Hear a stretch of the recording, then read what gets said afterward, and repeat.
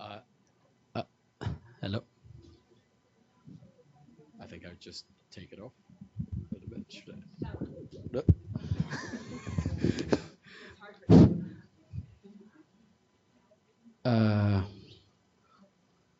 I think, ladies and gentlemen, I think we, in the interest of time, I think we need to get started. If you can take your seat.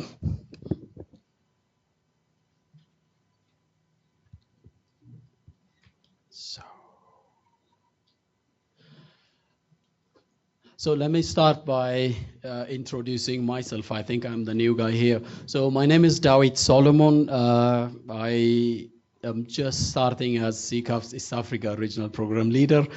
And it is really a pleasure to meet all of you and also moderate this session. So as part of this session, I'll be moderating the first, the second, and the third session, and the fourth session will be moderated by Bruce, and the closing argument and the closing panel will also be moderated by Ravi. So today's presentation or today's seminar deals with science to deliver adaptation and mitigation in Eastern African agriculture. And our first speaker is Ian Wright, who is the Deputy Director General for Integrated Sciences at ILRI. And Ian, please.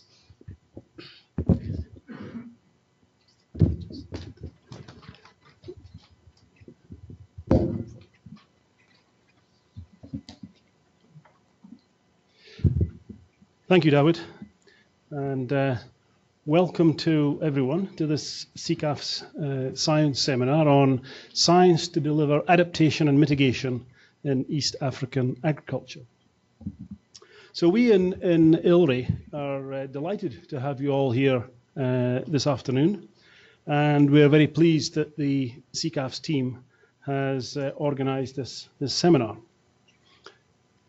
Of course, here at the moment in East Africa, we are acutely aware of the consequences of climate change, with the region suffering from, or many parts of the region suffering from, a severe drought.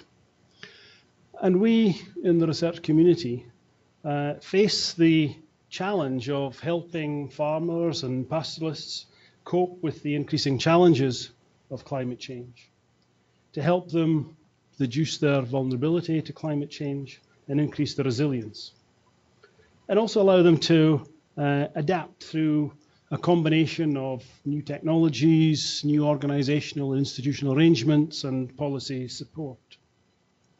And of course, at the same time, we need to be cognizant of the effect and the role that agriculture has on climate change, particularly through greenhouse gas emissions, and find ways of mitigating those effects. And for us in ILRI, CCAFS is an extremely important program for us, because livestock are central to the climate change and agriculture agenda.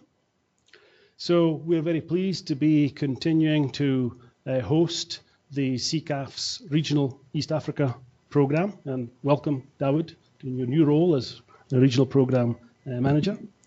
And also the flagship on priorities and policies for climate smart agriculture, with Philip Thornton, the flagship leader, leading that program, or that flagship.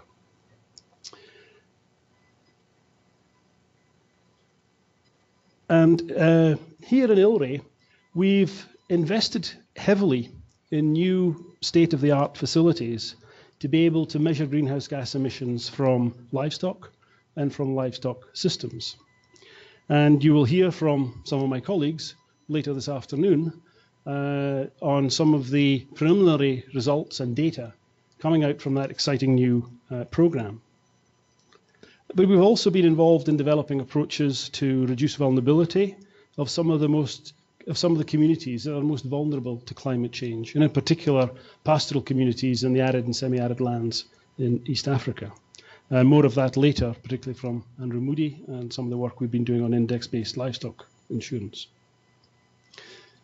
We're conscious of the fact that perhaps we have invested less in the adaptation agenda as far as livestock and livestock systems or mixed crop livestock systems are concerned. And that's an area that we're now turning our attention to, and a group within ILRI are thinking through what should be the research priorities in the adaptation space. So I'm looking forward, as I'm sure you are, to an interesting, stimulating, and informative afternoon. Thank you very much.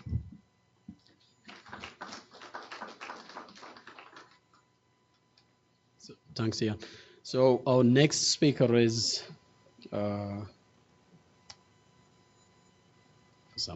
Laura Kramer, and Laura would give us CCAFS Phase 2 vision, as well as she will be facilitating and moderating the speed talks. Laura, please take.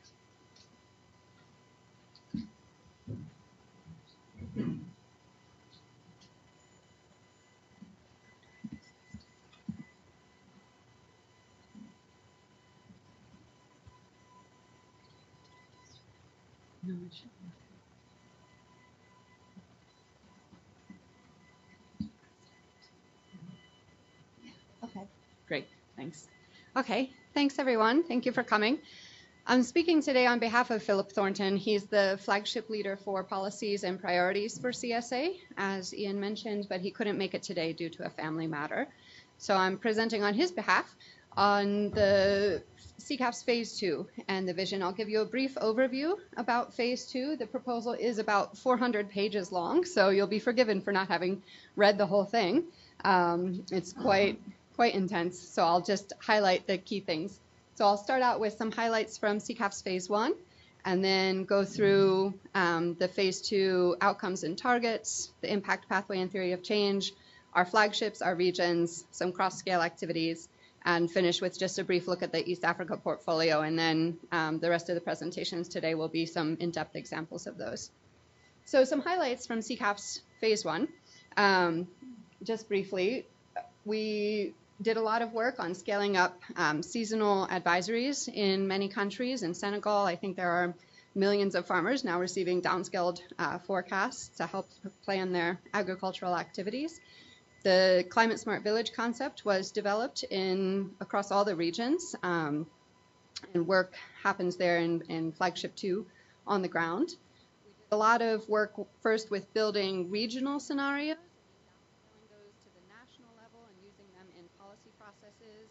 We have some quite nice outcomes in 9 countries and more coming in the future.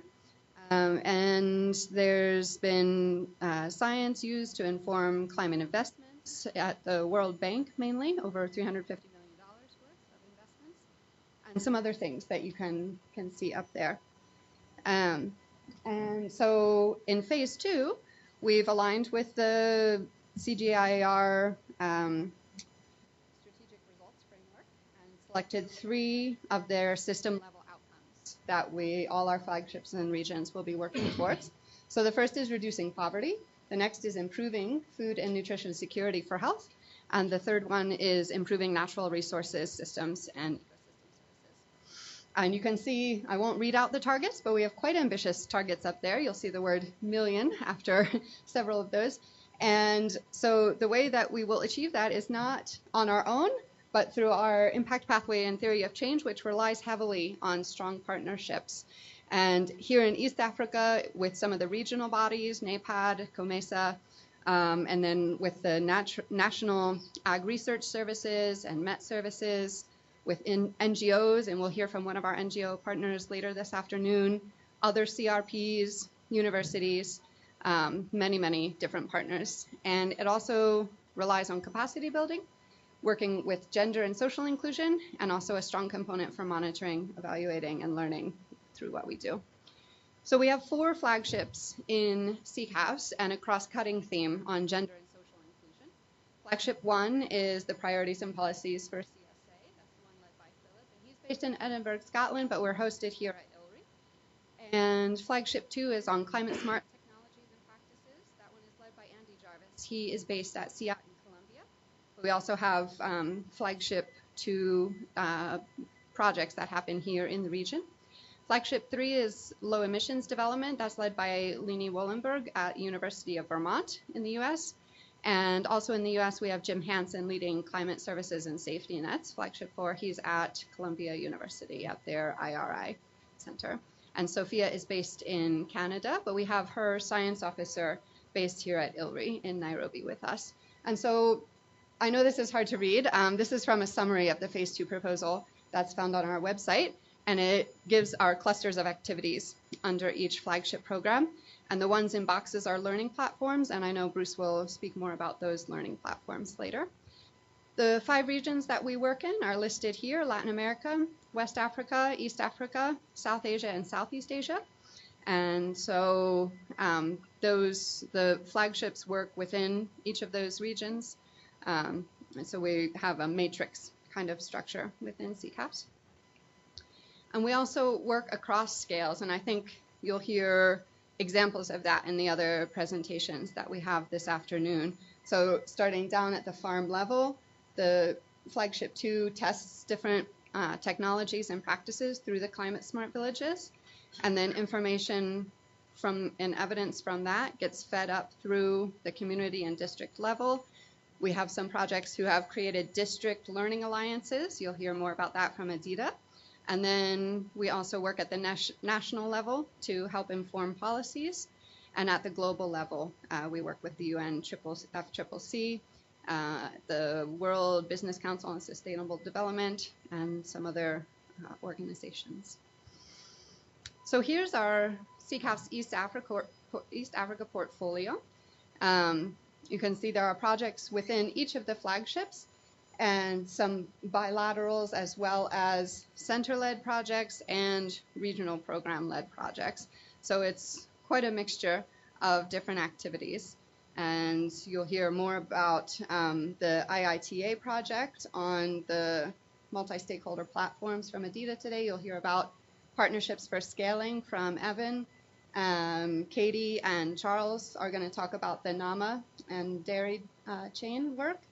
And so it's quite an extensive portfolio, and it will be changing a little bit as Dawit comes on board. We've done a lot of work in Phase 1 here in Kenya, but I think as we move forward, those kind of country priorities will shift a little bit. He'll be based in Ethiopia, and so we'll kind of turn our attention to more Ethiopian work. There's another project that is getting started in Rwanda. And so those sorts of country priorities will shift a bit as we move into Phase 2. So that is a really brief overview. I won't talk about this too much because Adita is here, but she has been leading a great project in Uganda and Tanzania that has been creating learning alliances, and they've really been doing great work with informing national policies and local policies in those countries, and I'll let her tell you more about that later. So that's all for me. Thank you. Thanks. I'll invite, I think it's Andrew, to come on up next. And then we'll take questions for Andrew's and Katie's presentation at the end of both of theirs. So we'll have a brief discussion. Thanks, Laura. I am Andrew Moody. I lead our IBLI program. I'm not as good at speed talks as Laura is, so I better just jump right in. So this falls under the policy and engagement component, and I think when in order to get traction at the policy level, you first have to start with making sure that you're contributing something that is required or solving some kind of problem. So I'm going to start with a problem that we're trying to solve. I don't know why the top is not visible, but anyway, it's as CCAFS. This is why IBLI the IBLI program is associated and contributes to the CCAF agenda. Because one of the key pillars of CCAFS is climate risk management, and that's basically what IBLI is trying to solve, and it's trying to solve that in the context of pastoral populations, the arid and semi-arid lands, which is a big fraction of the landmass in the region, and in those in sub-Saharan Africa. And there's a lot of evidence of work that we initially did, but also some of our collaborators from early on, just highlighting the evidence of the impact that risk has to these communities, making them poor in the sense of losing their key asset, livestock, for which this insurance product protects, and then keeping them poor, making them fall below certain herd thresholds that make it very different to climb up. And so being a key asset and a key source of risk, we try to identify a solution out there, and we fell upon the classic solution used by the world over as a means of managing asset and income risk, which is insurance. And it's a different type of insurance, an innovation in insurance that is particularly suitable for this community, known as index-based insurance. As Laura already mentioned, CCAFS is involved in several index insurance products. So when we first started, our initial partners, UAP Insurance and Equity Bank, were when we launched a product in January 2010 on the basis of some research that we did. The actual research work began in around toward the end of 2008. And basically, this was the challenge that we were faced with. So can index-based insurance make a significant and sustainable contribution to the main challenges and risks that pastoral populations face? The title of this says a summary of the program. As I mentioned, we started in 2010. It's now 2017, so quite a lot has happened since. I should mention that after the launch in Marsabit County in 2010, the first big drought occurred in 2011. This was the real initial proof of concept in which all insured households, I believe there were about 625 at that time in Marsabit County, received payments. That got other development partners, other insurance companies excited. In southern Ethiopia, we began work there shortly after the 2011 droughts in Kenya, and launched a pilot with Oromia Insurance Company in 2012. Along this, of course, there's contract development, and we made sure that we put in place a rigorous impact assessment kind of infrastructure, because the idea sounded good, but it was quite novel at that time, and we wanted to know in this context, would it work? And so we needed to track that, with a real evidence-based infrastructure to look at the impacts, socioeconomic welfare impacts at household levels. And that has really been helpful over time, because of the insights that I've generated within have really been helpful in terms of policy engagement to get, for example, the Kenyan government to take up the concept in public-private partnership framework known as CLIP, the Kenya Livestock Insurance Program. Also in Ethiopia, the program is starting to scale. The government is getting involved. WFP we recently signed a contract with WFP because they're piloting the integration of IBLI within their general response function, even as WFP tries to reorient its programming away from just responding to risk and being a bit more proactive in terms of developing resilience.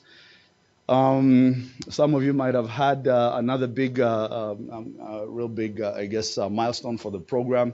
Most of you are familiar that end of last season, early this year, there was a big drought in the Horn of Africa.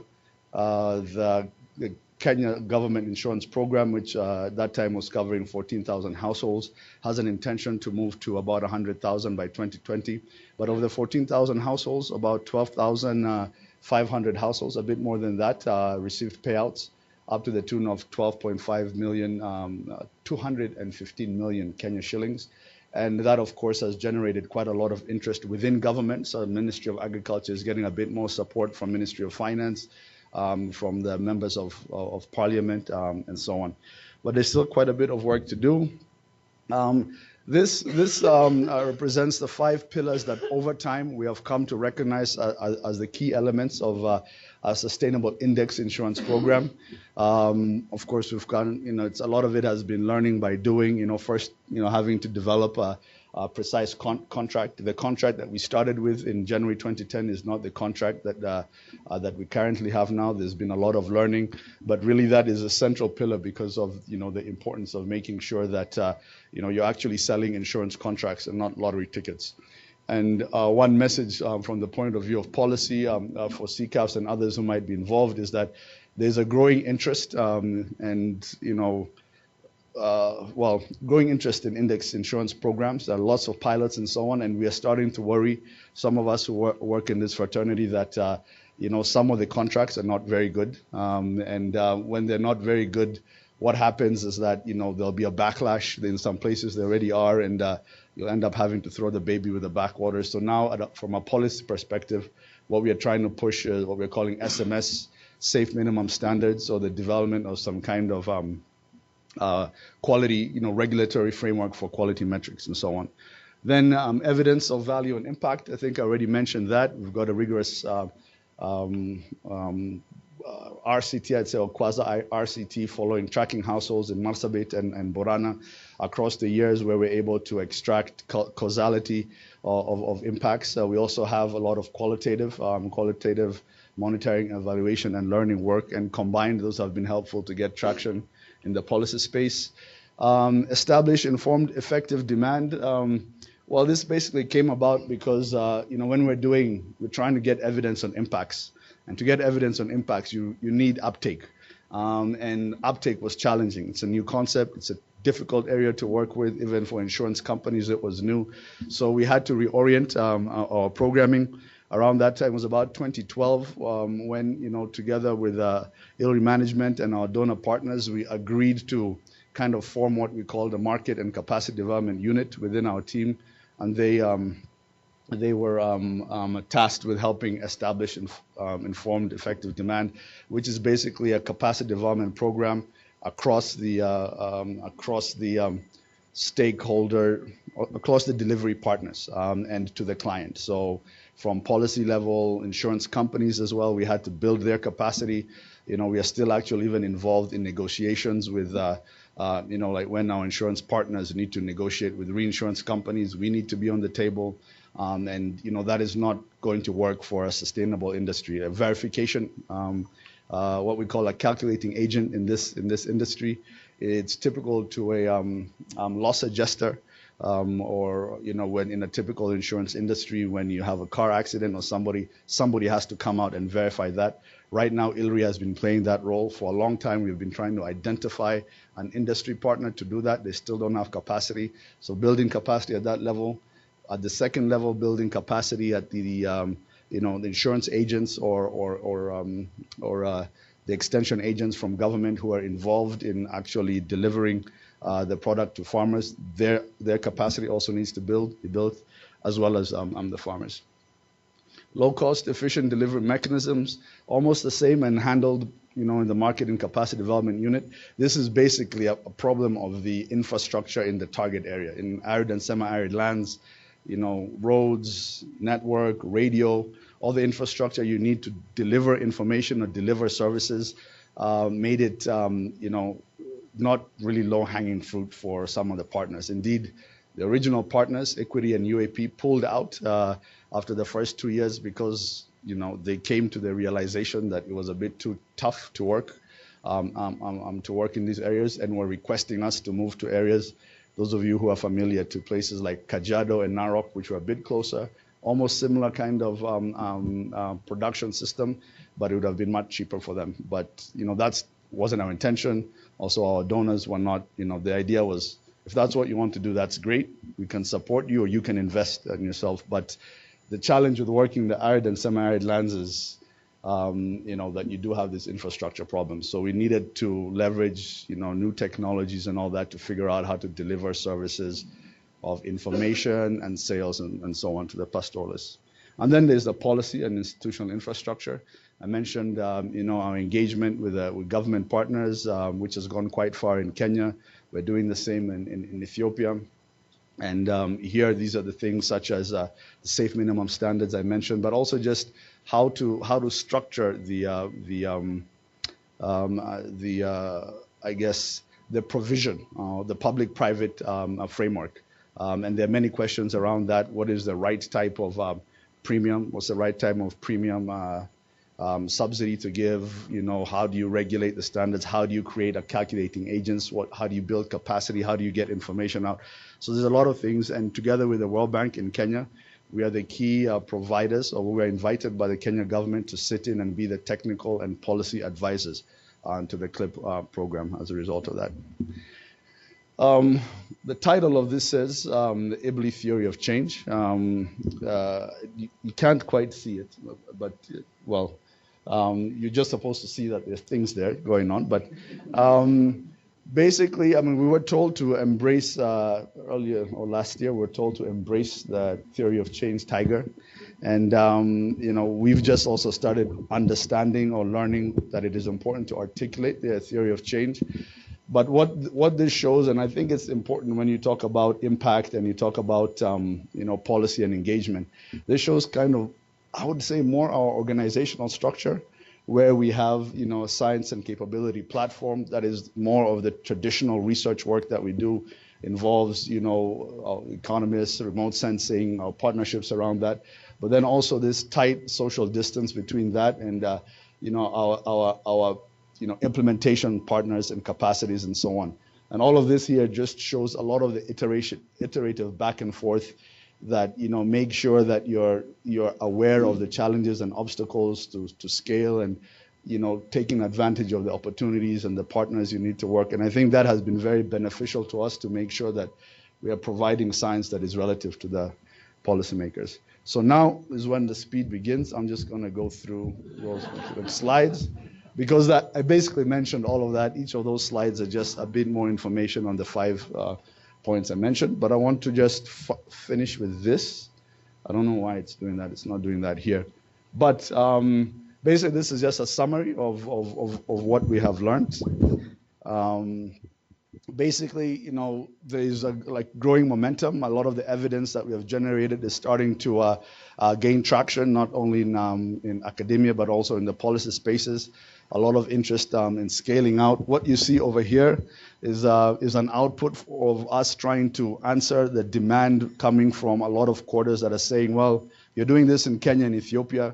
How about in other areas? We've got interest from particularly, you know, countries such as Senegal, Mali, Zimbabwe, and so on.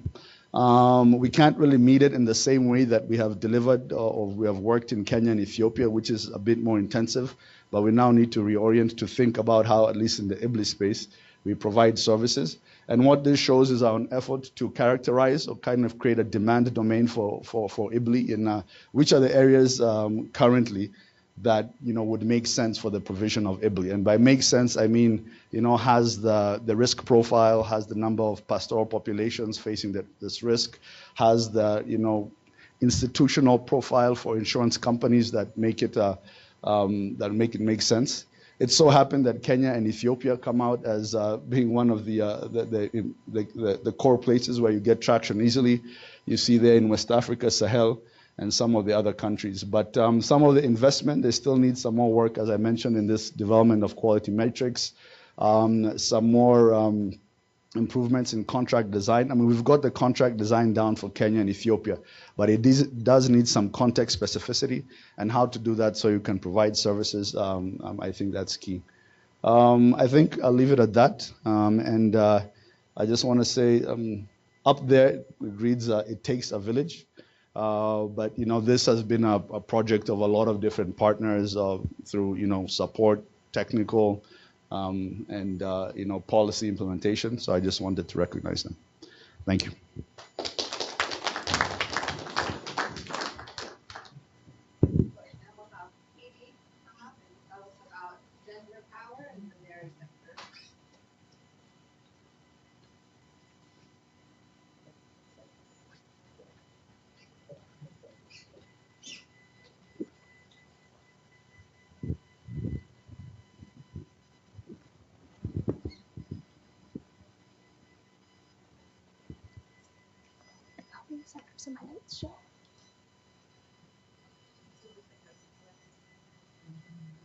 Oh no, I need my notes. Okay. All right, well, good afternoon. I'm Katie Taverner. I'm a postdoctoral fellow here at ILRI, specializing in gender research. I've been working in this area for about the last 18 months, investigating in 4 different counties in Kenya, gender power dynamics and how that mediates men's and women's ability to participate in and benefit from commercialized and intensified dairy production, which is the mode of production that has been promoted in order to educate farmers and bring them on board for mitigation activities and on-farm production activities that have been earmarked as climate smart. So, oh, you can see my headers. So why the focus on gender power? Again, I can tell you after visiting these 4 counties in western and central Kenya, dairy in those areas is generally a very male-dominated sector. Regarding ownership of cattle resources, regarding decision making, and especially regarding ability to control income from milk sales and other cattle commodities are incredibly male-dominated and male-controlled.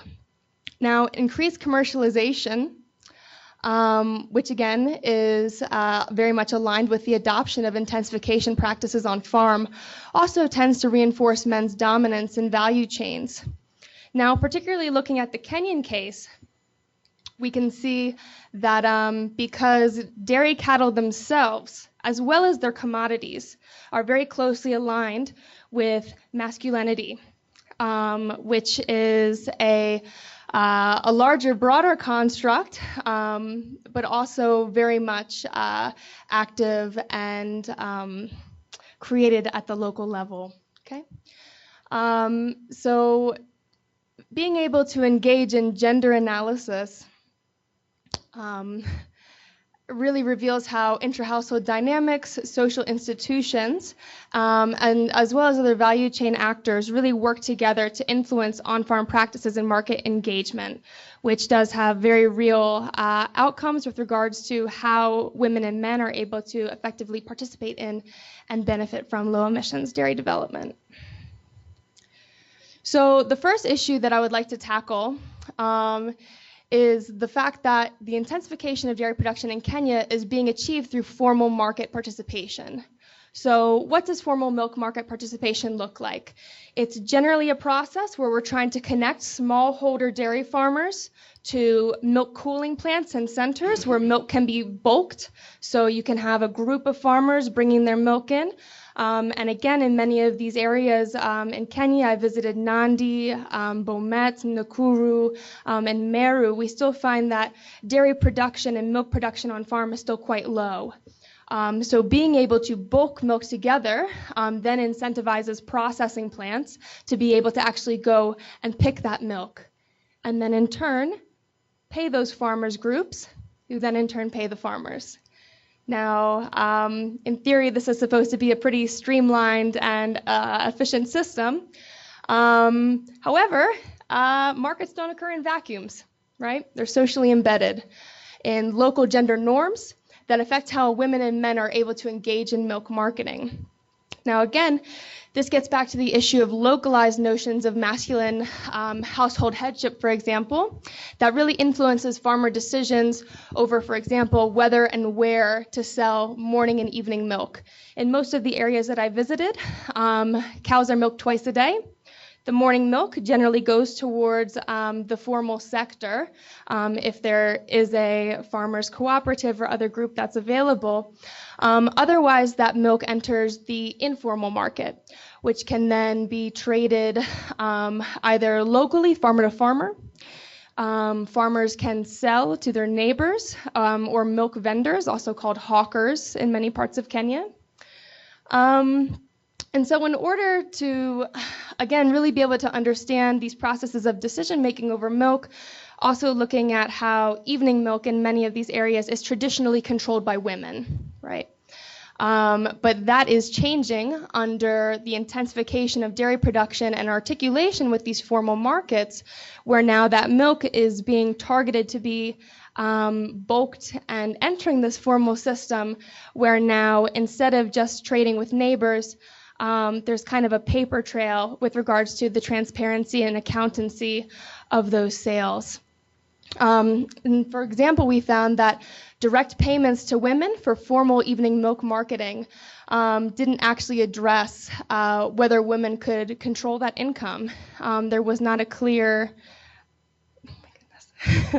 there was not a clear link there. And in fact, because of these notions of husbands being in charge of the household, being the ones that are able to articulate with these formal markets, women that did, for example, have registered accounts at these farmers cooperatives, in fact, still had to report that income to their husbands. And in some cases, they were able to control that income and gain a share, and in other cases not. The second issue I'd like to talk about are the labor dynamics that pattern Kenyan dairy.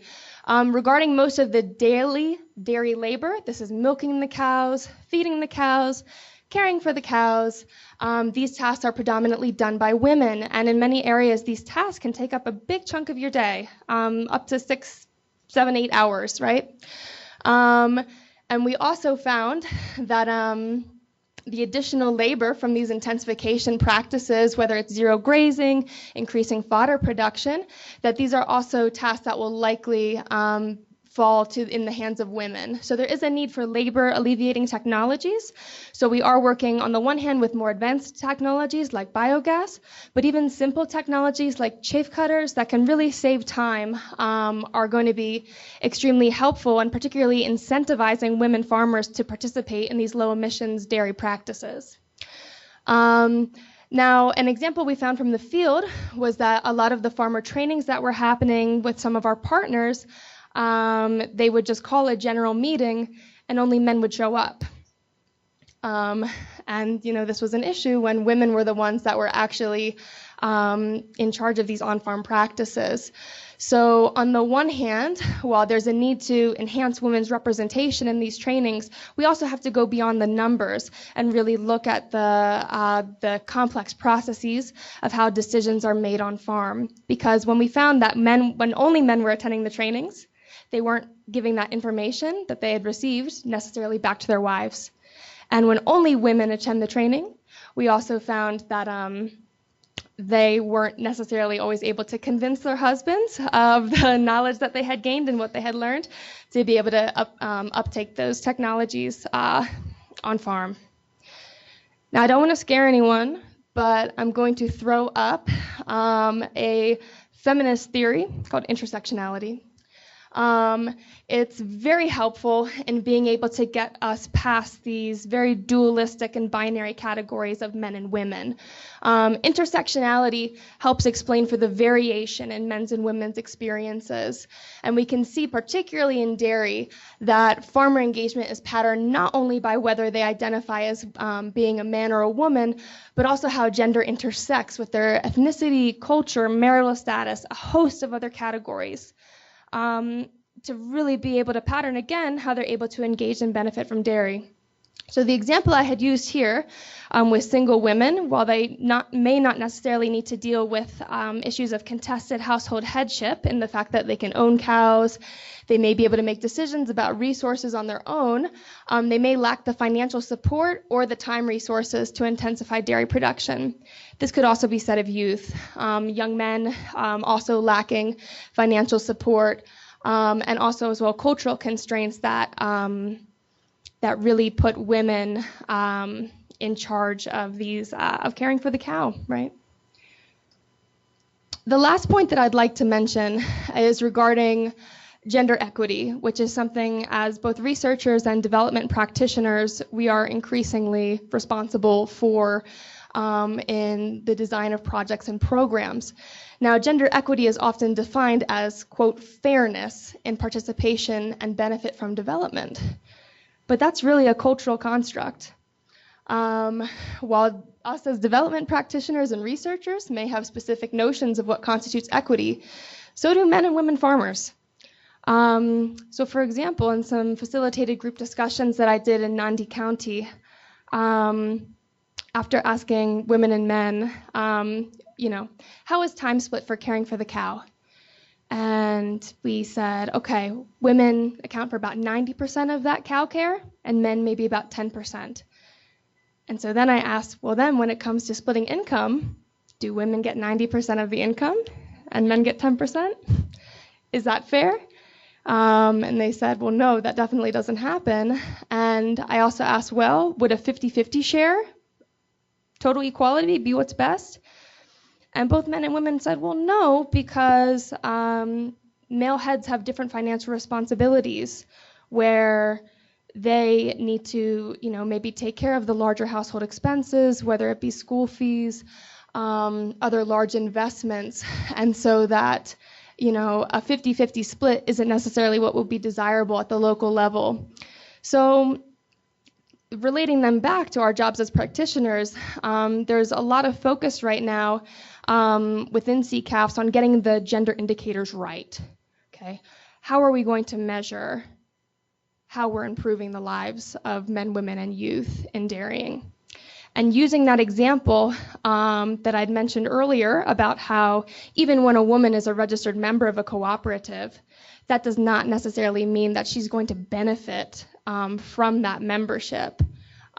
We really need to find other ways to get at the complexity of how gender power operates both dynamically and relationally within and across households, institutions, and value chains. And again, I apologize for not having my notes, so I kind of want to wing this, but if anyone has any questions or comments, I'd be happy to take them during the discussion. Thank you.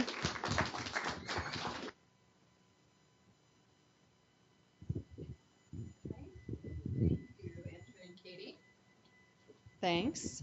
So we'll spend some time on questions. I think we won't take the full 15 minutes that was allocated to try to help us get back on track with the agenda, if that's okay. So questions, comments from anyone? Should I take the thing over? Hi, it's Peter Crawford from Sim. Andrew, I'd like to ask you what the level of subsidy is in the insurance, and also will it always be required? And will it also be required in crop insurance, or is there more opportunity in crop insurance, given its scale, that you don't need a subsidy?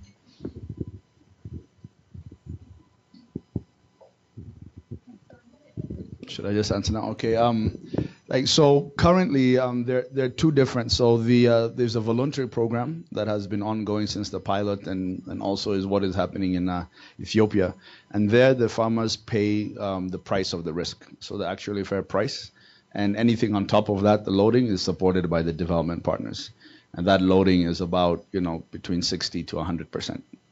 And some of it also depends on the, was discussing with Bruce earlier, on the monopoly power of reinsurers. If you only have one major reinsurer, of course. So, and actually, so the intention when we first started with the development partner who gave the original resources for subsidy is that over time we'll be able to build more market, contribution from companies and so on, and that loading will go down. We have changed how we think about, we started a bit naively, thinking that this could be fully commercially sustainable, and doing willing to pay studies and so on. But we don't believe that's the case anymore, even in the medium term.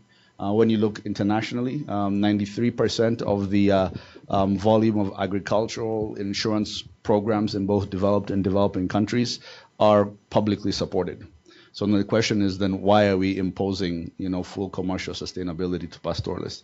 But the question is, and that's kind of what we are working with the Kenya government, is how do we ensure that, the subsidies are organized in a smart way so that they don't, end up benefiting insurance company lobbies or so on. But currently the government program and WFP program in Ethiopia, those are giving fully free insurance up to a certain herd coverage to targeted households. But, that is going to evolve, and in Kenya, government already has indicated interest in changing that because of a coalition of partners, including us, the World Bank, insurance companies, and other development partners who are trying to move them away to premium subsidy support rather than full provision of subsidy. Thank you. Other questions for Andrew? Okay. Sorry. Go ahead, John. You decide. Thank you. I'm Chris Makolo.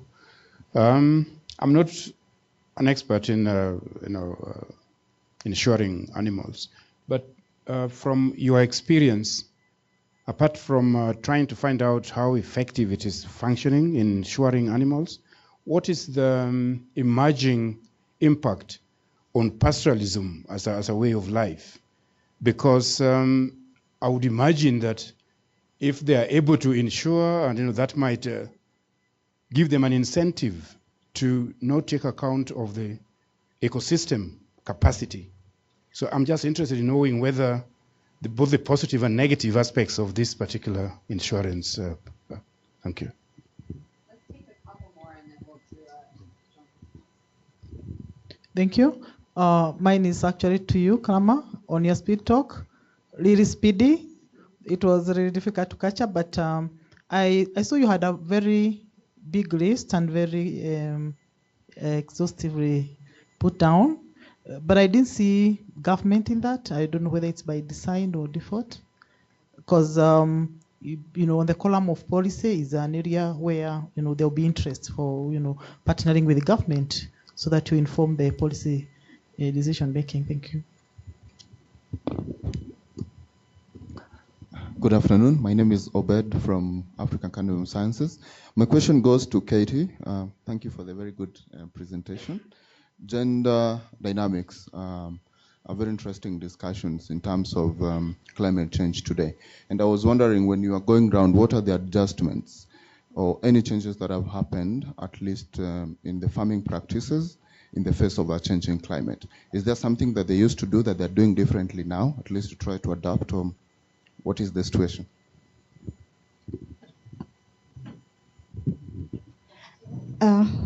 Good afternoon. My name is Goreti from Eastern Africa Farmers Federation. My question goes to the second presenter.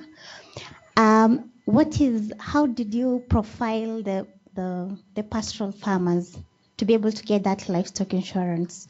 Because you're doing a similar project in Uganda, and it's not for livestock, but it's for crops, and it's really hard to convince the farmers to pay the premium price for the insurance. Let's stop there and take responses. Maybe I'll stand. Thanks. So to your question, I think there are maybe two ways of answering that. One is just typical, I mean, with the insurance industry or with insurance, what is known as moral hazard, which is a principle that, you know, if you take on risk coverage, you'll be more risky with your behavior. And in the insurance, I mean, the pastoralist context, how this works is that we often got concerned, particularly from older pastoralists, that if we provided this coverage, well, then the younger, you know, the Morans, or so those who are supposed to track the livestock will become lazy, and they won't, because they're covered. The index insurance, I didn't get time to explain how it works, but it's neutral to this problem, because you know, you're not being paid according to your risk experience. You're being paid according to your index that is related to the general experience in your area. So you have the same incentive. We say it protects your effort incentive. You'll get paid anyway. So if you are going to put your industry and trek your livestock to Ethiopia and so on, do everything possible to keep alive, but in your neighborhood, you know, livestock are otherwise dying because of drought, you'll still get paid. Another way to answer this is actually some of our range ecology colleagues and so on would always say, well, if this thing really works, you start insuring and protecting livestock, and the herd pressure on the rangeland increases, you'll have a problem, you know, you'll degrade the rangelands and so on. We say that is an empirical question. It may be, it might not be. There are other reasons to think that actually with provision of insurance, then pastoralists who previously did not have any other method of protecting themselves against risk, and so did it on the hoof, will now be able to sell more. And this is part of the evidence structure that we have.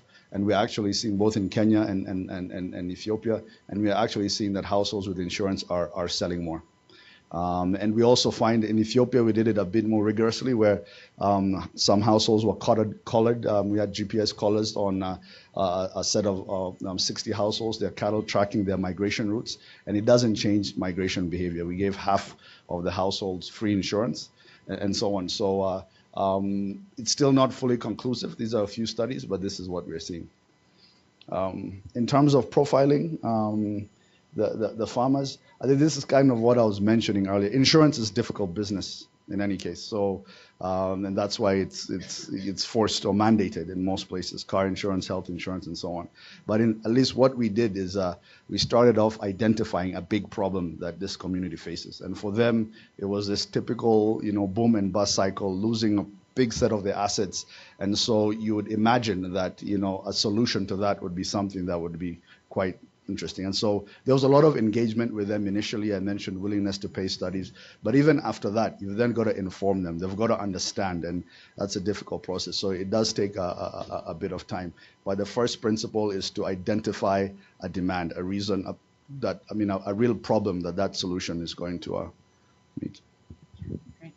Thanks. I'll take just a minute to answer your question there. I think you caught a big mistake in my slides. We do definitely work with governments, and I think we have some representatives here today from Kenyan ministries, and in Uganda and Tanzania, Adida has been doing a lot of work with ministries there, so they are definitely key partners for us in our work. Thank you for that question. So Katie will respond, and then if anybody has other questions, we do have a cocktail at the end of the day that you can direct your questions to the presenters.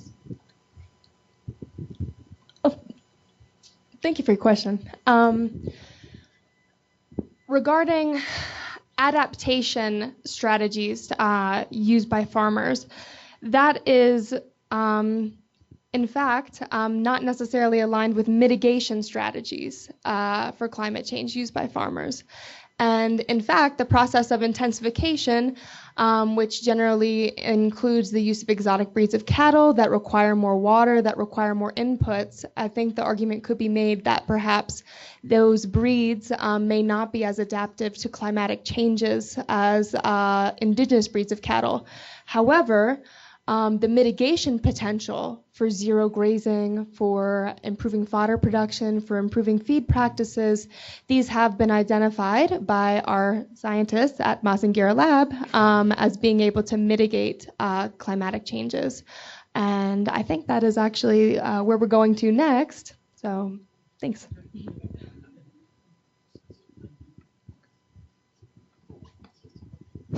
So thank you very much, Laura, Katie, and Andrew. The next discussion is on mitigation, and I would like to invite Paul Eriksson, who is a program leader for sustainable livestock systems here at ILRI, and also to facilitate the follow-up discussion. Thanks, Dawit. So welcome, everybody. I've been having ongoing technical problems with my computer, and now apparently my memory stick, and so I don't have slides. But that's okay, because I'm just going to talk about some of the research that Katie has already touched on and that David will go into more detail with. And so you're not really that interested in what I have to say versus the actual scientists' findings. But I do kind of want to place ILRI's research and mitigation into some context for you. Because you might say, why does a research center that's focused on demonstrating the potential of livestock to improve people's livelihoods, why did we make a decision 5 years ago to invest so heavily in some of the environmental measurements work that David will describe, and why are we now taking on board these questions about the social and economic dimensions of low emissions interventions in the livestock sector? And it's really because of my DG we're here, and he is actually here. He has a graph that he puts up, which is one of many such examples that really demonstrate the incredible economic potential of the livestock sector, particularly for countries in sub-Saharan Africa. In fact, I bet none of you knew this, but 6 out of the 11 most profitable agricultural commodities are actually derived directly or indirectly from livestock. And so, where's Robin? Our colleagues from SDL. Yeah, Robin works for the State Department of Livestock in Kenya, and so he and his permanent secretary spend a lot of time really encouraging donors, encouraging the government of Kenya to believe in the promise of livestock development. Now, however, if I had my slides, I would put up a map from Mario Herrero's paper in 2013, which shows emissions intensities per livestock unit across the globe. And green is good, and so you see lots of green in North America, Europe, and Australia. Purple is very high emissions intensities per unit of livestock product. And where are those emissions intensities the highest?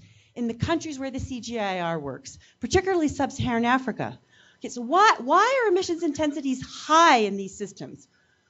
It's very simple, actually, and it offers the premise for the win-win, which is also at the crux of at least the technical side of our research, which is that cows spend a lot of time eating, just like people, to do a couple of things. maintain our body weight, right? That's what I would like to do. I'm not really interested in producing meat and milk. I want to stay, I'm a North American woman. I just want to maintain my body weight. But we want our dairy cows or our beef cattle or our small ruminants to actually add weight. We want them to add weight, and we want them to keep that weight added on.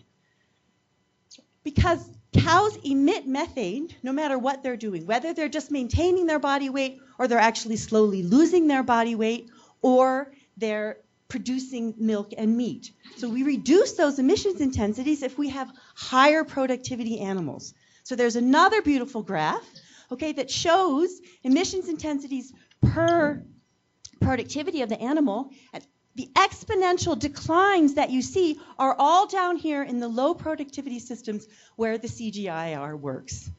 And who here, what farmer that we know doesn't want a more productive animal? Yeah? So that's the premise. It's a real win-win.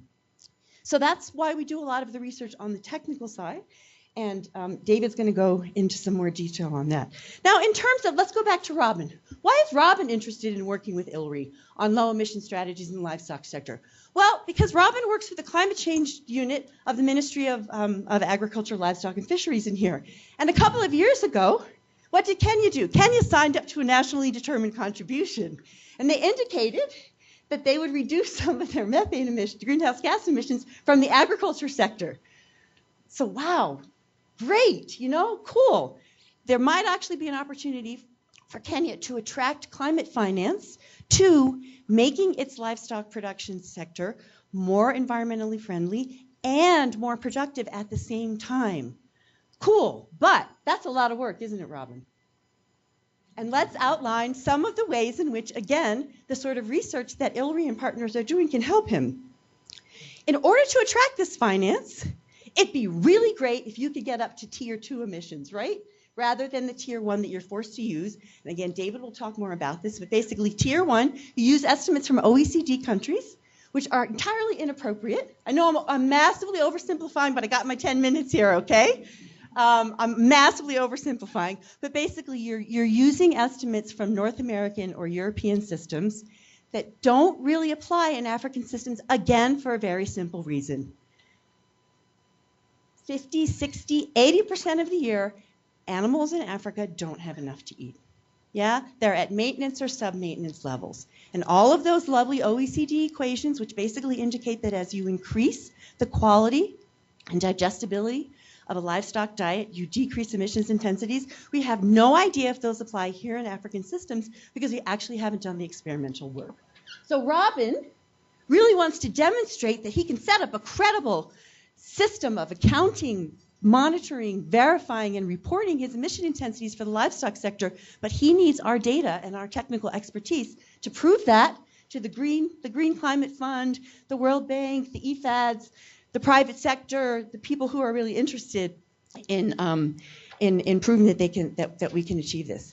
And then I don't think I need to go into a lot of the very difficult social and economic issues, but I will preface Katie's lovely presentation by saying that even credible data aren't enough for Robin to get the investment that he wants to see in his livestock sector. Why? Because none of this mitigation potential is going to be achieved if the men and women that Katie spends all her time talking to don't adopt these practices. Yeah, and so what do they need to adopt their practices? Well, they need a lot more information. Yeah, they need they need to understand the implications that, as she said, adopting more intensification, if we really decide that that's the pathway that the dairy sector should go down. They need to understand what that will do for household distribution of income, et cetera, et cetera. The processors that they work with need to decide whether or not this is worth it. Investors with all of this money need to believe that they will receive a return on their investment. And increasingly now there's an incredible amount of worry that the monitoring systems, the financial delivery and flow systems may not be sustainable. It's akin to the question that was just asked about IBLI.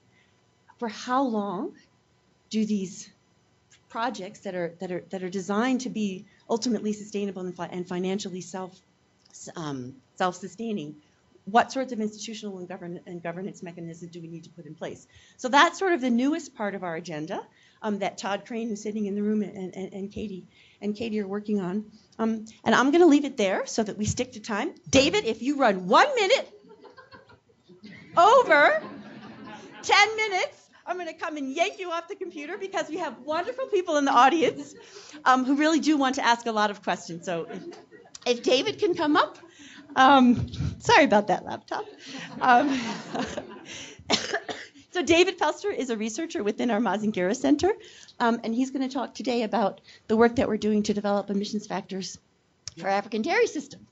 Originally, it was supposed to be, I get 10 minutes to present, and then John gets 10 minutes to present. So I assumed at first I'd get 20, but no, I just get 10. Didn't happen, no. So I will say, yeah, that one. So I will say, while she's loading that, I hear a lot of people talking about how climate change is helping to cause, these droughts and fluctuations. My background is in forestry, so I will say the one thing that tends to get overlooked is the reduction in forest cover and how that affects these rainfall patterns as well. I know, tough sell to a livestock crowd and CCAFS meeting, but I just had to get that in there. And I figured I had the time. Okay, so obviously it's not just me. There's a team of us down in Mazingira. I've been here a little over 4 years. When I first came, none of that existed. So just like to say thanks to Jimmy for backing us the whole way. That's been very, very nice. So Mazingira Center, Swahili for Environment, and we try to take a multidisciplinary approach. For this crowd, obviously, I'll focus on the greenhouse gas emissions, which is actually what our focus is. But we also look at other effects, environmental effects of livestock production. So we look at soils, we look at water, and we also look at more than just livestock systems. We compare them to natural systems, and we also livestock systems in this area tend to be very closely associated with cropping systems. So we deal with all of that. And apparently I have to really work to stay on time, so I'm going to just zip through. So why is this important? This is a graph from, it's a few years ago, but these are the contributions of the different sectors to the inventories for the different countries. And so on the far right is sort of the more developed countries, and the little green at the top there, that's your AFLU sector. So that's agriculture, forestry, and other land use. If you go down on the left, the second from the left, those three green, almost all green bars, those are sort of your lower income countries. So a lot of sub-Saharan Africa is there. And so you can see that the AFLU sector contributes the bulk of the national greenhouse gas inventories for these countries. If we look inside the AFLU sector, 40% is from enteric fermentation, manure left on pasture, manure management, manure applied to soils accounts for another 25%. So what you're looking at is about 65, almost 70% of your AFLU emissions come from livestock. So livestock's very, very important when you're talking about national inventories. And the one thing, if you look, and Paula, you were talking about Tier 2 and moving to Tier 2, and if you look through the IPCC guidelines, they very, very strongly suggest for countries where AFLU is a main contributor, they really strongly suggest moving to Tier 2 for those. So, and now that Kenya signed on, there's a lot of focus for that, or a lot of push towards moving towards Tier 2. So I like this graph, and for those of you in CCAFS, this is actually from a CCAFS publication that Merrill presented, or Merrill actually was the first author. And what it is a number of actual field studies in sub-Saharan Africa. So you have the measured on the x-axis, predicted from a number of these models. And what you see is that there tends to be a strong overestimation of what the emissions are compared to what you actually get when you measure. So that suggests that a lot of these models, there's the parameters that are used in these models are incorrect. And why is that? Well, this is the data set essentially that you're working on for Africa. There's almost nothing. So there's very little data coming from Africa. So that's why Mazingira Center was set up to try and fill this void. And like Polly mentioned, I mean, the emission factors that are used in the Tier 1 and actually in some of the Tier 2 methodology as well, the emission factors are based on, best guesses or, data from other regions. So why is this important? I mean, NAMA depends on it, your INDCs, if you're talking about climate smart agriculture. Actually, the one point I want to make, let me back up from Merrill's, that graph, that paper, they also said not only can, do we tend to overestimate, a lot of times when you look at the change in management, these models can't even accurately predict the direction of change. So if you change from one management to another, these models will sometimes tell you you'll get an increase in emissions when you actually see a reduction, and vice versa. So these models do not have a very good track record.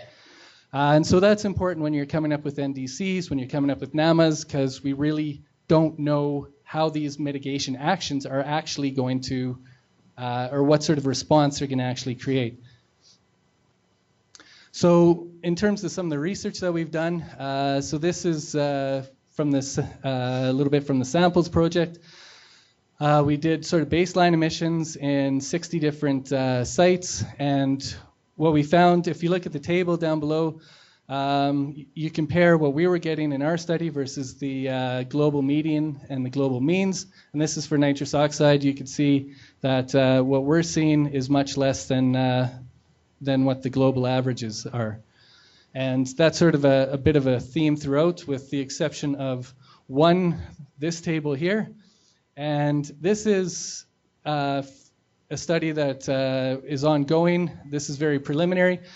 But if we switch, so the Tier 2 methodology for livestock emissions, and this is for the manure management. So I'll talk about the manure management and then I'll talk about the livestock itself.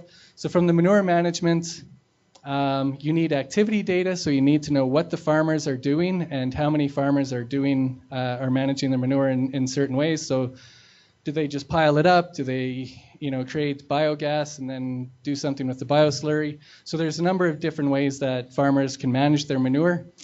And so one half of Tier 2 is to actually survey what the farmers are doing and get an accurate depiction of what's going on out in the field. The second half of that is to actually develop what are called methane conversion factors. So in each of these different manure management systems, a certain proportion of the carbon will be emitted as methane. And until we have better data, we're stuck with using the methane conversion factors for Tier 2, again, from the OECD countries and everything else. And so if we just use the activity data that we collected, what you actually see is that, your emissions, and this is for the Nandi County, your emissions go up dramatically, almost between 6 and 7 times higher using Tier 2 than they are using Tier 1. And that's because your emission factor for Tier 1 is 1 kilogram of methane emitted from the manure of one animal per year. And that's assuming that there is no manure management and all manure just ends up being dropped on grazing land, and then it just emits a little bit there. Once you start concentrating the manure, which is what happens on farms, you tend to see higher emissions, and that's why the emission factors for the Tier 2 are much higher than for Tier 1. And so what this means is we have about half the story now, and it's looking bad for Robin, because you're hoping for reductions here, I'm sure. And what I'm showing is that if you move to Tier 2 without actually investing in in doing the studies to come up with these methane conversion factors, you're in a bit of trouble. So that's for the manure. We're expecting the same sort of trend with the nitrous oxide as well. This was just methane, and this is a paper that we're currently working on. This is good news for Robin, though, because when we actually measure the emissions from the manure itself, and this is sort of working towards developing those methane conversion factors and the nitrous oxide emission factors, the lines way up at the top there are those graphs. Those are your Tier 1 emission factors from IPCC. So you can see in these systems we tend to get a lot less. So if we can, finish collecting the second half of that data set and, collect not only the activity data, but then the methane conversion factors and the N2O emission factors, that'll bring it back down. But we don't have that data set yet, and it's something we're still working towards. The one thing, and this is why we think it'll transfer over between, this was just on grazing land, the one reason we think that it'll transfer over to the actual manure management systems is because we think that a lot of these reductions or these lower emission factors than what we'd expect is related to the poor quality feed that you typically see here. I mean, we're not, the tropical grasses tend to be a little less lower quality in terms of protein content. And it has, obviously, if you're not eating as well, the manure that comes out isn't as high a quality either. And we're not giving these animals a whole lot of extra stuff to eat. So, all right, I need to go through John's stuff, Dale. So, again, why is this important? This is livestock and enteric fermentation. So, as we know, and Jimmy's talked about this a lot, you have rising populations, affluence, greater demand for animal source protein. As we know, the models are not very accurate. So we need some data to parameterize these. Mainly, what we see is that it's about the food. Like I was saying, the food quality isn't as high here as in many other locations. So again, what we've done, or what John and his group has done, is they've gone through and we've done it in 3 different counties in Kenya. We're doing 2 more in Tanzania. And we're looking at how the animals are moving, how much they're eating, what they're doing, and everything else. And we basically estimate what the methane production rate is for all these animals in the field. And that line at the bottom is basically sums up everything nicely. The emission factors that we're getting from the enteric fermentation is about 40% less than what the Tier 1 defaults would be. So again, good news for Robin. But we still need to do more work, obviously. And again, the bottom point there, the mitigation practices, if our baseline is much higher than much lower than what we think it is, our mitigations may not be as important or may not be as large as we think they are. Just some recent publications, and that's it. I think I'm about 30 seconds, minute over. All right.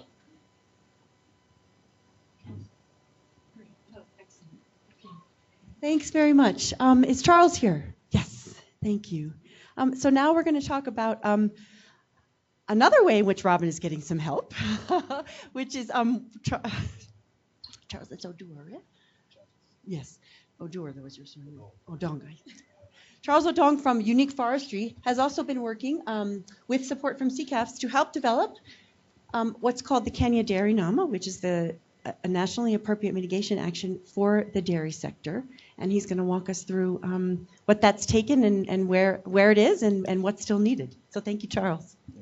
Thank you very much. I think I'll just take a brief moment. My name is Charles Odong, but I think I can forgive her for that.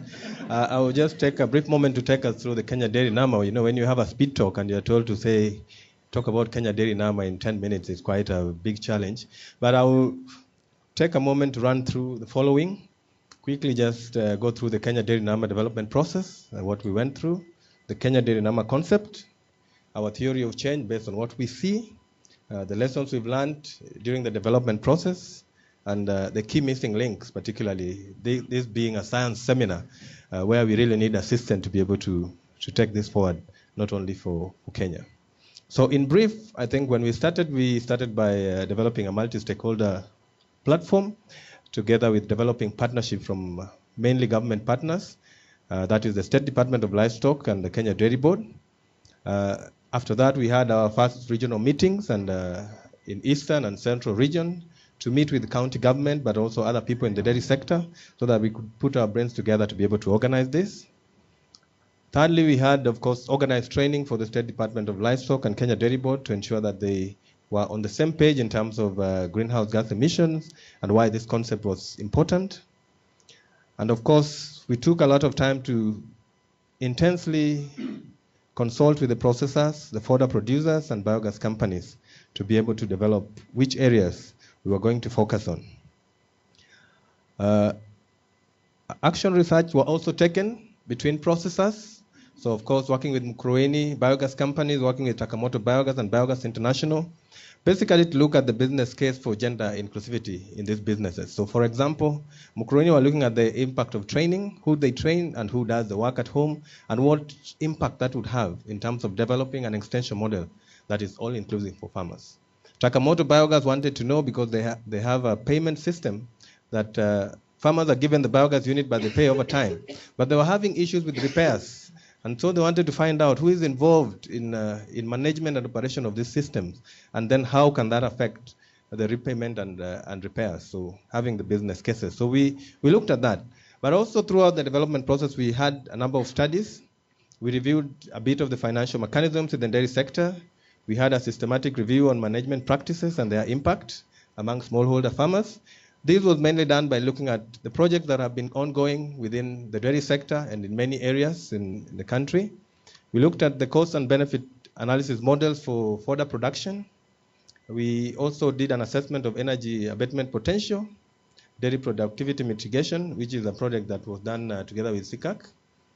And then, of course, lastly, we had an assessment of an existing M&E system, because we realized that as we developed the NAMA, the MRV system was going to be an important part of that. And I know that is still a key issue that we are working on even at the moment.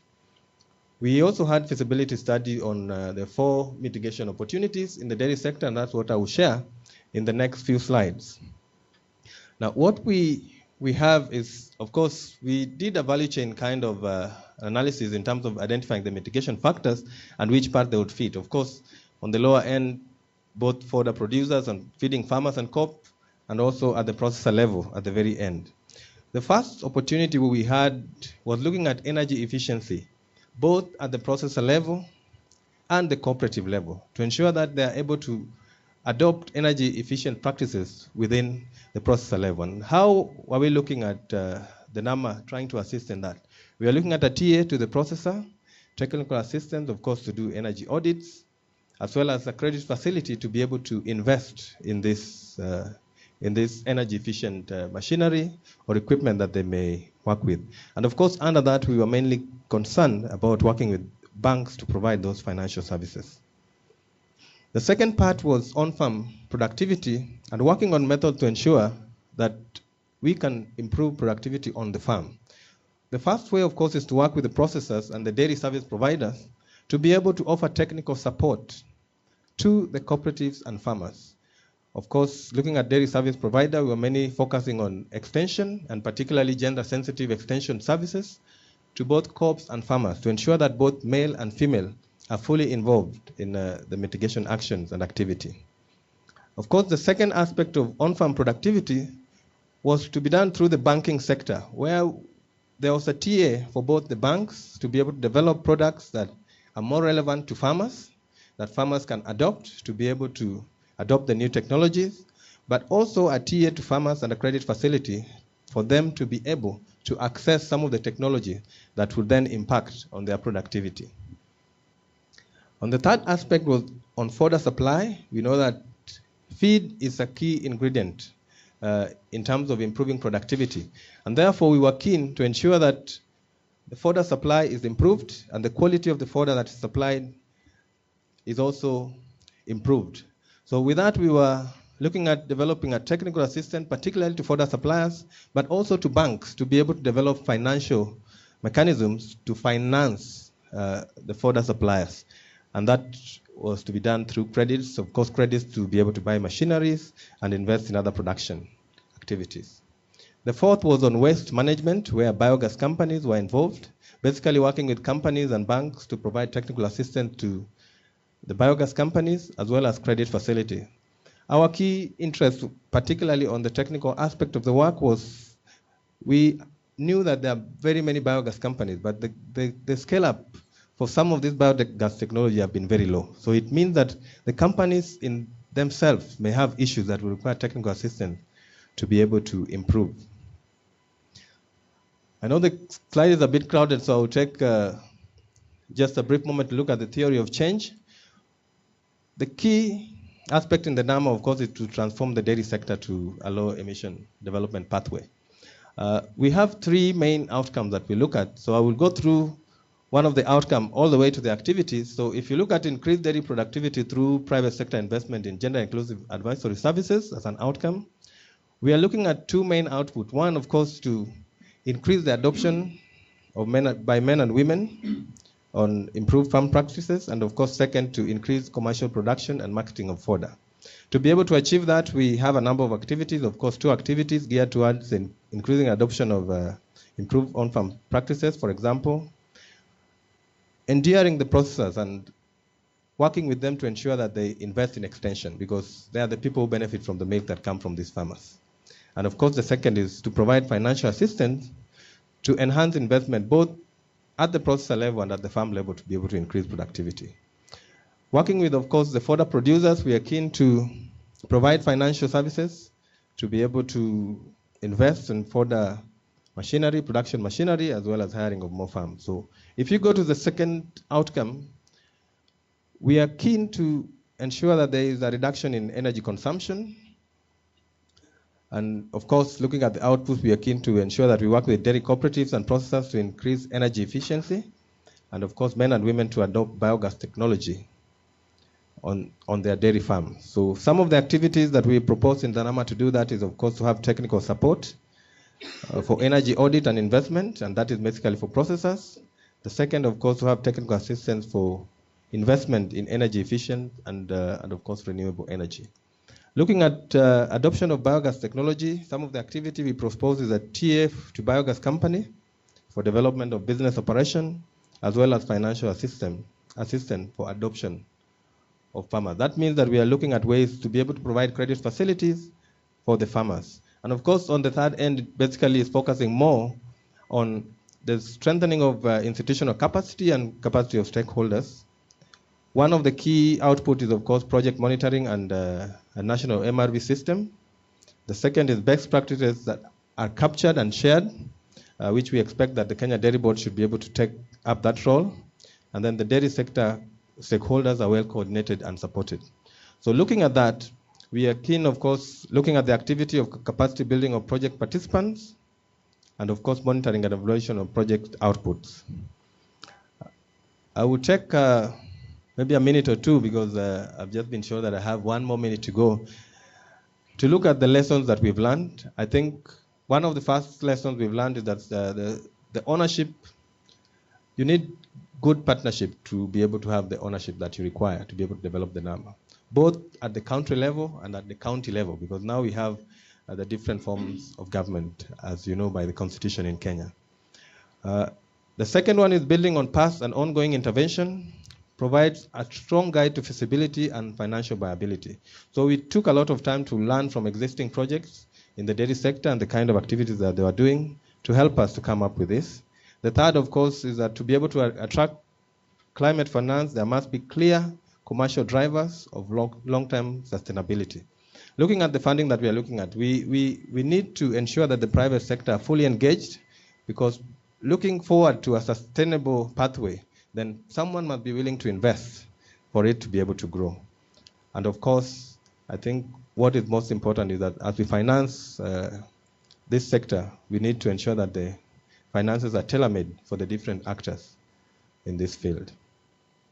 Lastly, looking at the missing link, and this is where we also expect to get a lot of assistance, is that there is much more research on effectiveness of mitigation options than there is on the equity dimension, where we look at issues of cost and benefit, and of course involving in communities and participation in decision making. Secondly, research on adaptation implication of mitigation strategy is limited. So we are still looking forward, and I'm very glad when I see that emission factors are now coming. That means the MRV system will be more robust. So we are keen to get the results of those research when they are published. And then, of course, thirdly, research on effectiveness of delivery mechanism is limited. So if we look at, for example, the approaches we are proposing, their impact and the effectiveness in terms of lowering greenhouse gas emission are still limited. And I think this is for the government also, but also for the researchers, that we are keen that further work is needed to link NAMA MRV system to national MRV system, so that as they report, we can be sure of what is the data we are getting from the various sectors. Thank you very much.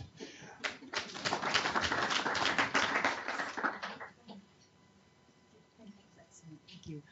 So are there questions, comments for any of the presenters?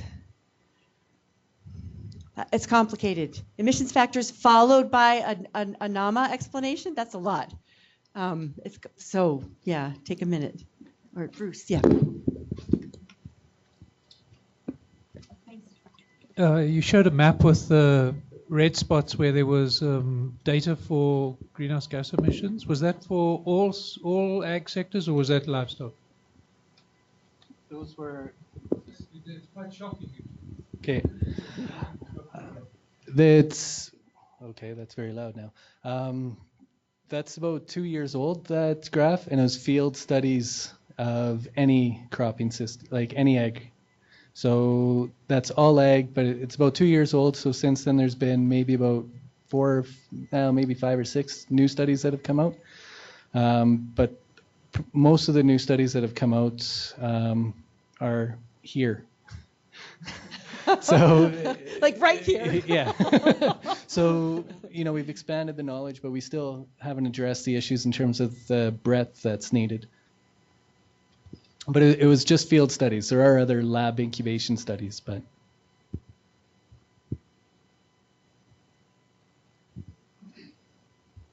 Yeah, this is a question for Charles.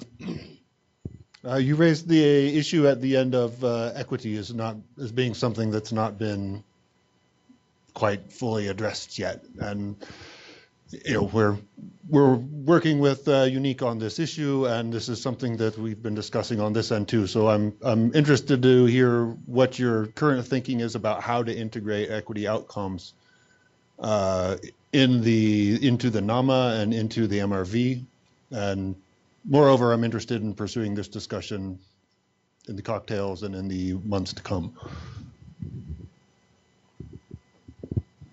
I think this is a discussion, particularly on equity integration within the NAMA, has been a discussion that has been going even within Unique. But the challenge we find, of course, is one, we need to get some information on what is going on in terms of costs and benefits. But some of those information is not forthcoming. I know that there are some studies that are planned already to try and look at that, but that is still on the pipeline. So I'll be keen to also take over that. I know we've been discussing that with Todd over the years to see how we can link together and be able to have something that we can report and work on. Yeah. We should let Robin have a question since we kept picking on him.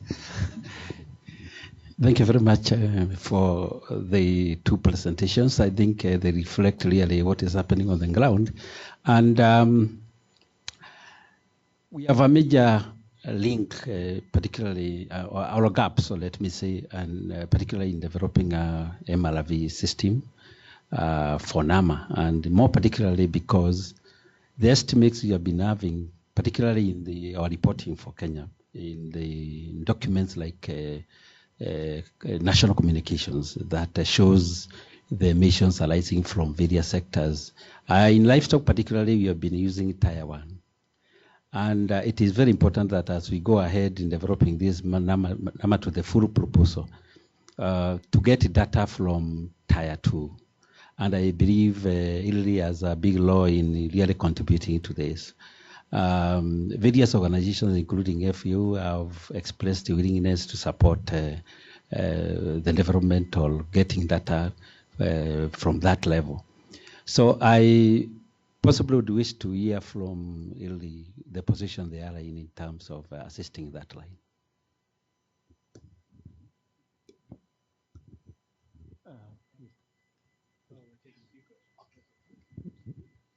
Yeah, mine is to David. There's some data that you showed that switching to Tier 2 enhances the emissions estimates generally. And you said that the problem there is due to lack of maybe, is it conversion factor of methane? So what can be done about that? Isn't it something that can be sorted out so that we don't fear that? So this is just my ignorance, and in case anybody else has to make sure I understand the answer. What is tier 1 and tier 2? I don't know. Okay. Okay, I'll answer Andrew's first.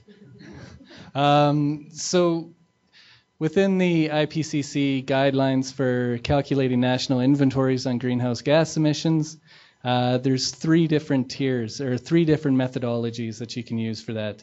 The first one, tier 1, is the most simple. In terms of livestock, basically you just need the number of animals in your country, and then there's an emission factor for each animal. So in the case of Nandi County, I showed the one table. There's about 200,000 animals on the latest census in that county. Each one is expected to emit, in terms of the manure emissions, 1 kilogram of methane. I can't remember what the number is for enteric fermentation. That's John's, who's unfortunately in Vietnam. But each animal is supposed to drop sufficient manure to produce 1 kilogram of methane. So for tier 1, you just take the number of animals, multiply by the emission factor, and that's your answer right there. There's emission factors for other greenhouse gases, for different systems, but that's essentially what you do. One number in terms of the animals times a factor. For tier 2, you need to break down the herd number into, demographics of the animals themselves. So a dairy, like a lactating dairy animal, will be different from a pregnant dairy animal, which will be different from an adult male, which will be different from juveniles. Okay? And then you also need to classify all the different manure systems. So if someone just scoops up the manure and dumps it in a pile, that has a different emission factor than if they take that same manure and run it through a biogas system. So that's the tier 2, where you need demographics and you need activity data. Tier 3 is some complex modeling where you use, to be honest, I don't fully understand it, so I'm not going to try and explain it, but it's these process-driven models, and they're quite complex, and here in Kenya we're so far away from that, it's not even an issue. We're trying to move to tier 2 because it is generally thought to be a more accurate estimation of what's actually happening. Now, the next question, I'm going to answer them, I guess, backwards from the way they were given, was talking about the methane, or the moving to tier 2, and the one figure that I showed where moving to tier 2 with just using that activity data, so that's just the demographic data and the management data, showed a pretty large increase in what you would get for your national inventory for greenhouse gas emissions. The second part of tier 2 emissions is you need to get what are called methane conversion factors. In the instance of methane, when you're talking about nitrous oxide, it's a nitrous oxide emission factor. They're essentially the same thing. For the nitrous oxide emission factor, if you have so much nitrogen in your manure, how much of that is going to be emitted as nitrous oxide from all these different systems? In terms of methane, how much carbon that's present in the manure is emitted as methane? And so all of these emission factors for tier 2 are calculated based on data that's been collected in much more productive systems where the animals get fed much higher quality feeds. Much higher protein content is probably the largest contributor. And I think if we actually go through the process of calculating or measuring these in these smallholder systems in East Africa, I think we can bring that down, because the farmers don't feed their animals an exorbitant amount of protein. So that could balance. And the third question was, how do we move from tier 1 to tier 2? and how do we develop these emission factors. And it's actually very slow and very tedious research. To actually get these emission factors accepted by the IPCC, you need a minimum, like each data set needs to be a minimum of 1 year. So we need 1 year of field data that we collect, then we need to crunch the numbers, and that's one study, and usually you need several of these studies to back each other up. So it's a very slow and tedious process, and it takes time, and I realize, people like Charles working on the NAMA and Robin, you seem to be, under a bit of pressure in terms of delivering these things. And I mean, we can provide you with some preliminary numbers, but to actually go through the process of having these emission factors accepted by the IPCC, it's going to take more time, and I'm sorry.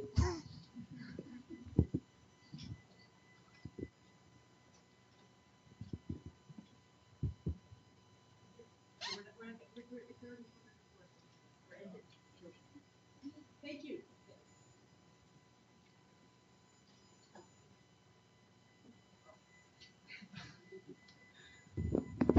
I think initially it was not on the schedule, but it seems that there is an interest to just go out and grab a cup of coffee and come back. What do you think? And I'm also Ethiopian, so. I think just go out and grab it, and I think it will be clean up.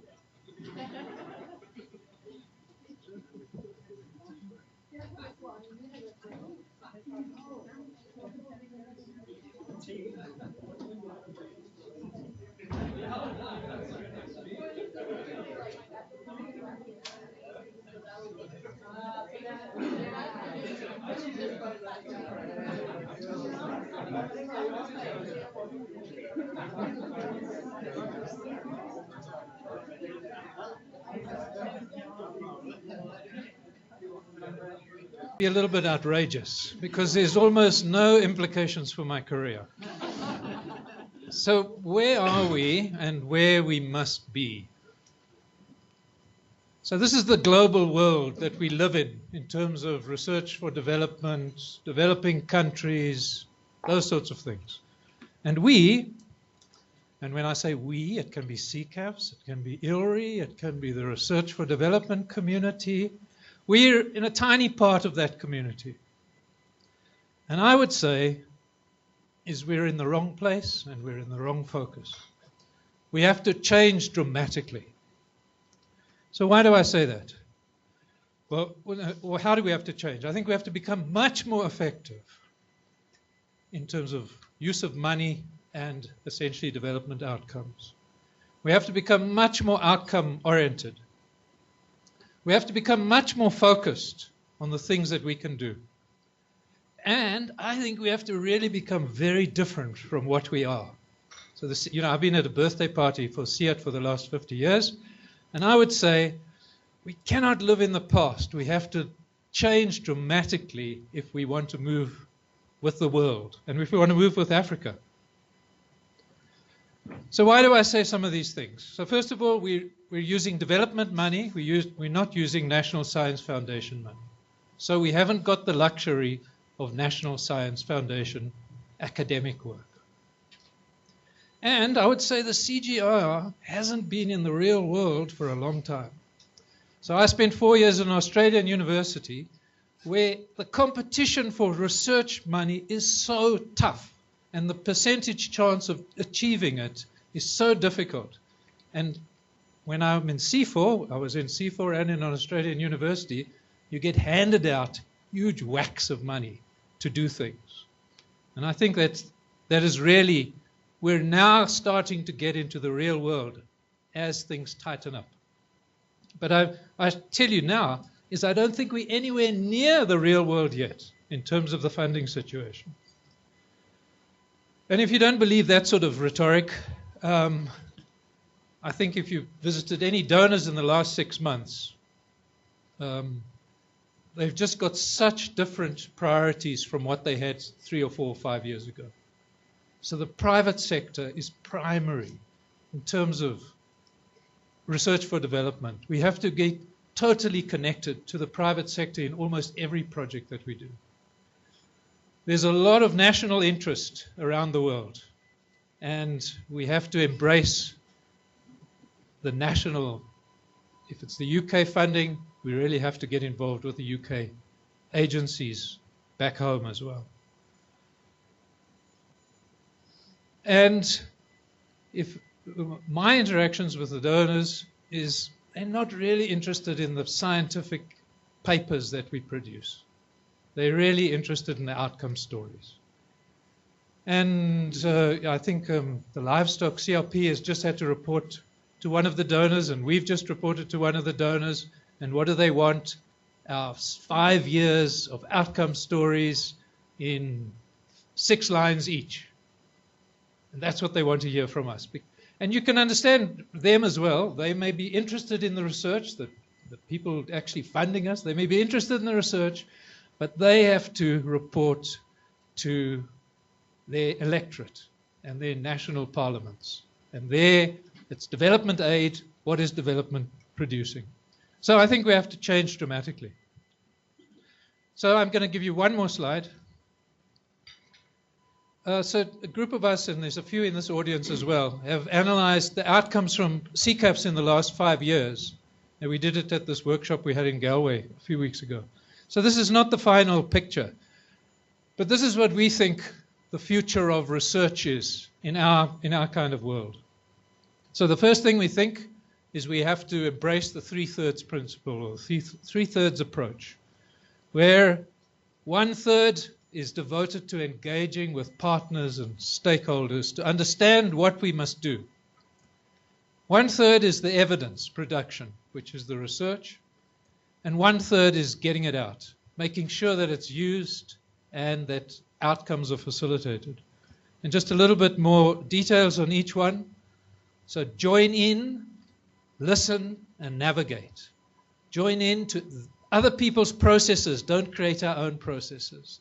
Listen so that you can work out where our research can work. Navigate.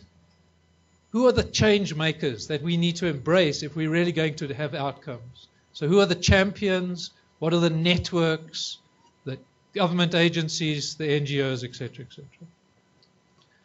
Evidence. I think credibility is still really important. So that means the balance of engagement and science has to still be there. So we have to have papers in Nature and Science and do all this stuff. I think we have to be much more opportunistic and flexible. So to achieve outcomes, you can do a theory of change and the impact pathway, and it's probably meaningless because things change so much. So therefore, you have to be totally opportunistic and flexible in the engagement strategy and in the evidence that is needed to make change. And the last piece is communication. And this is really creative communications, embracing the reality TV program of Kenya, for example, and really getting a good partnership going with them, with associations of radio, with cell phone companies. And a big part is also capacity building and working with the stakeholders to use the research products to make it happen. So I give one example, and sorry, many people have perhaps heard me say this example before. So this is one of our regional program leaders working in South Asia. And when we started talking about outcomes, he said, "No ways, this is not what scientists do." And he kept up that for 2 years. And then I said, "Well, okay, your contract is coming up." And he changed his ways. He still did fantastic crop modeling and still did satellite imagery, but he worked very closely with the insurance company. And within 3 seasons, his insurance products were reaching 1 million farmers. And he also said afterwards, "Wow, this is so much more exciting than producing just papers." So it was also a personal thing that it was much more interesting as well. That's all.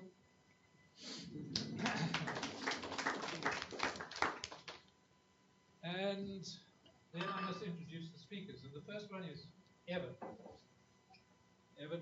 Evan is Siet.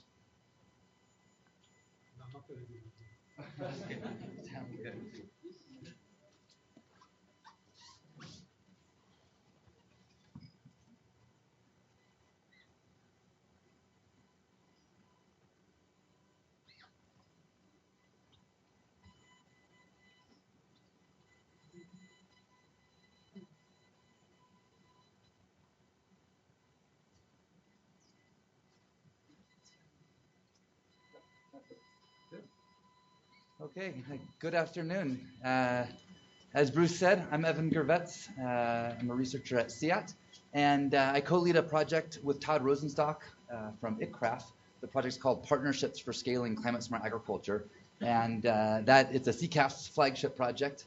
That's the title of the presentation here, to present some of the lessons that we've learned and some of the work that we've done over the past few years on this project. And I want to jump in quickly given the time that we have. And the first point to make is that really let's start with the partnerships. I think Bruce pointed out well there as far as how do we get to the outcomes. The engagement is a key piece. And working with the partners is something that is in the title of our project and something that we've found incredibly important throughout the work that we've done. These are some of the partners that we've worked with in different ways through the CCAFS work. The Africa CSA Alliance was what initially we were looking at targeting, bringing CCAFS science to support what this alliance wanted to do, which is to scale up climate smart agriculture to 25 million farmers by 2025. This is a vision of NAPAD, them being a convener of this alliance. Others, many of the NGOs, FARA, FANERPAN, FAO, others are part of this alliance. So that was a key place for us. There's others that we've worked with too in different ways. EFAD with USAID, DFID, the World Bank, amongst others. But one of the things that we felt like was very important was to listen, to observe, to ask questions, to try to figure out what is it that these people need. And through that, we came to settle on sort of four main things that we felt like is, if you will, the path that we could help facilitate partners down, or the path that they go down, and the information that we could bring to them. And so something called CSA Plan that we developed with others, Bruce being a part of these discussions, and others. Caitlin Corner-Doloff, who's here in the back of the room, was on our team at CIAT. She's moved on at this point. But to come up with these components that we need to address. First being situation analysis, to understand the risks, the enabling conditions, the context, kind of a stock taking for climate smart agriculture. Second then, to prioritize what are the interventions that can respond to the context and be considered climate smart agriculture, that what's climate smart agriculture in one place is not necessarily in the other place. So let's target what are those interventions to develop a CSA investment portfolio for a specific context. Third, program design and implementation to help with the development and the deployment of climate smart agriculture, taking CSA to scale, turning knowledge into action. And then finally, monitoring, evaluation, and learning across systems and scales, and learning from the experience. Certainly the engagement is critically important, not just to figure out what's demand driven, but then to have our partners as part of the entire process of developing and then using CCAFS science. And then finally, capacity strengthening, as Bruce was mentioning, is a critical component too of this. So let me give you some examples of some of what we've been doing under these different components here. So first, the situation analysis. This is we at CIAT and CCAFS have been developing climate smart agriculture country profiles. These are short, about 20-page documents that give the context for climate smart agriculture in a given country. They're initially developed for the World Bank to help a World Bank task team leader coming into a country and developing a climate smart agriculture project, but could be used by, and has been used by, many others. We developed 15 profiles globally so far, with more than 15 more being developed, and it will be soon, around 15 will be ready for various countries here in Africa. Some of the things that are in here, the economic relevance of agriculture, to provide the context, people in agriculture and livelihoods, land use and agricultural production systems, agricultural input use, greenhouse gas emissions, climate change and variability, high interest climate smart practices, the enabling policies and institutions, and then CSA financing and opportunities. that's a lot to fit into 20 pages, but the idea is that it's something that is pithy and that can be used and understood by a wide range of people, and especially those that are not scientists. We then, in Kenya, the World Bank approached us and said, can you downscale this, if you will, to the county level? They said, we're developing this Kenya Climate Smart Agriculture project here that I know many of you have been involved in. $250 million loan to the Kenyan government.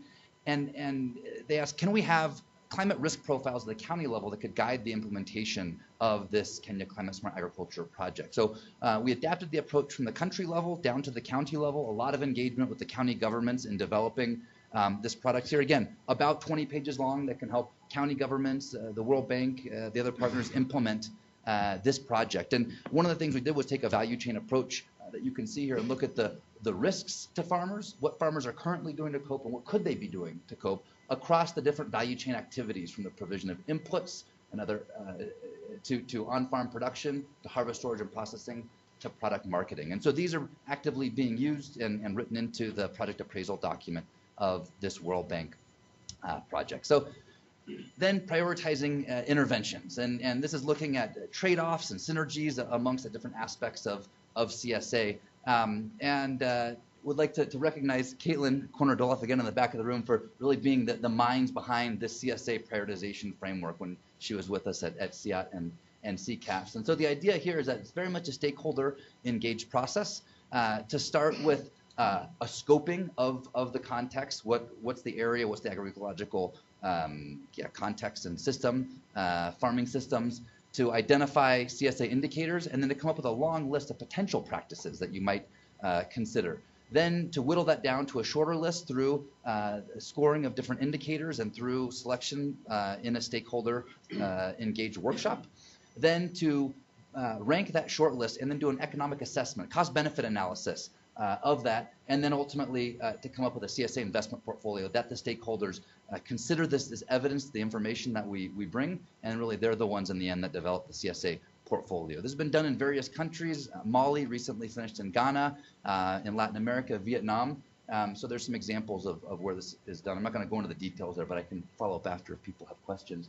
I just want to give one example of how we can bring evidence into this kind of decision-making process. And this here is from Todd Rosenstock at ICCRAF.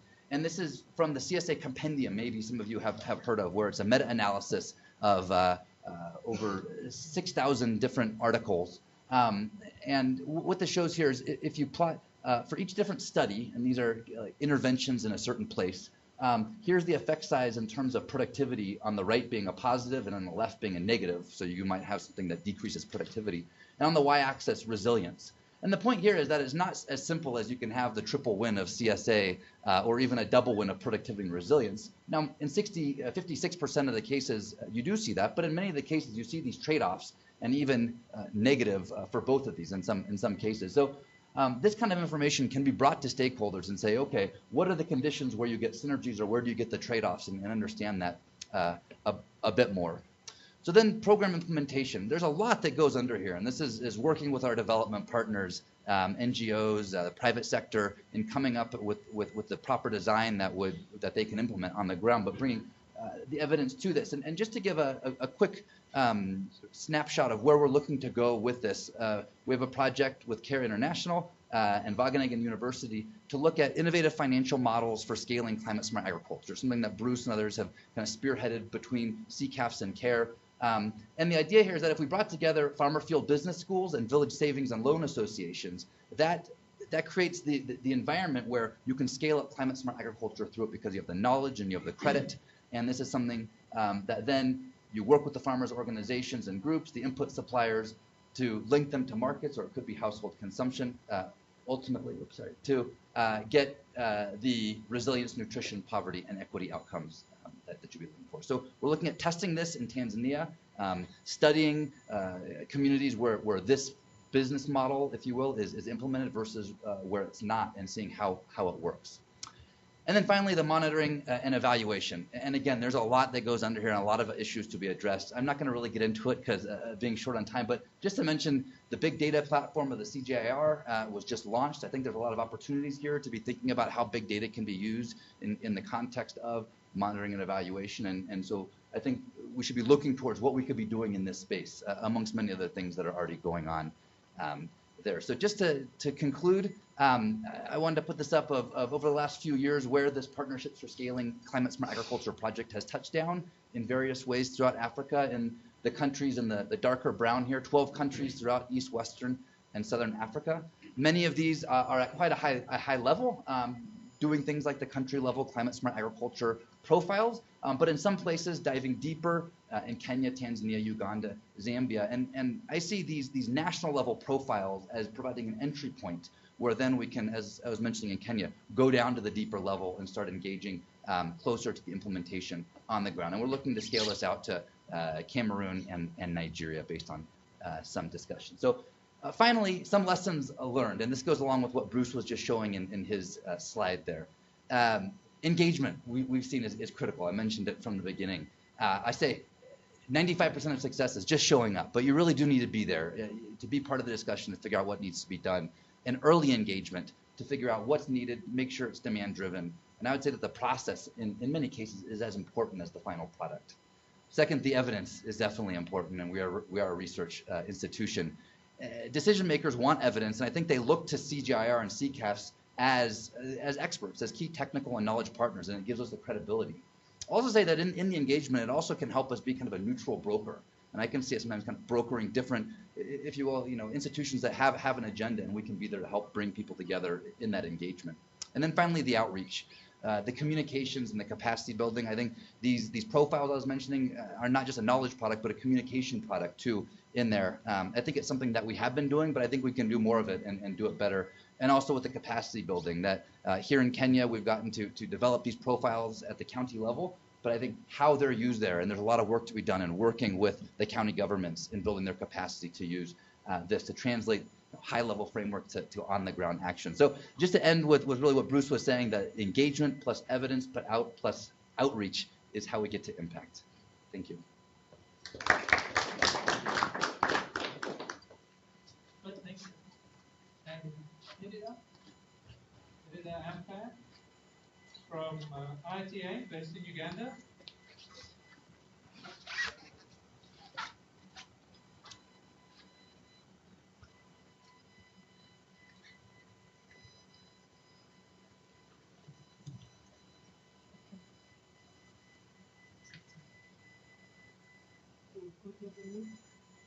So it's policy engagement, and I'm just going to specifically talk about the role of we call them learning alliances. We work with many partners. Some of them don't even have logos. So those are the logos that we have. So I just want to start like this. So what was the policy challenge when we started this work on policy? We had issues at formulation, a number of issues, like some of them I'm just going to mention in brief. The limited stakeholder inclusion, like not everybody is brought on board. The central government especially dominates the process, and so they formulate the policies, and they don't sufficiently capture gender, and it is becoming very important now. So there is limited capacity also the way they formulate, but also the capacity building is lacking, like they don't increasingly develop the capacity. There are lots of coordination issues, harmonization. They are compartmentalized, I would call it, The sectors are not connected when the policies are being formulated. And actually this results in so many policies that are there in the governments. So then also the policies are just formulated without necessarily being informed by evidence, and then they focus on short-term impacts. But also when it came to implementation, there were other issues. And so because people are not involved in the formulation, then they don't even understand their policies that are existing. We did a study that informed this project before it was started. This is what we found out. And so we found that even the structures that should be implementing the policies are non-existent. Those that exist are non-functional. So then no enforcement happens. There's a lot of political interference across levels. That so people do not have capacity to interpret, and then climate change and gender in particular are considered cross-cutting issues. So they are never a priority, they are never given a budget, nobody's business. And so there wasn't a lot of enforcement. But so when you look at it, then the gaps cut across scales. So there are gaps that are specific for national, there are those that exist at district, but those that exist at community level, but also some of them cut across. So now we had an uphill task to influence and link policies from the national to the lower level.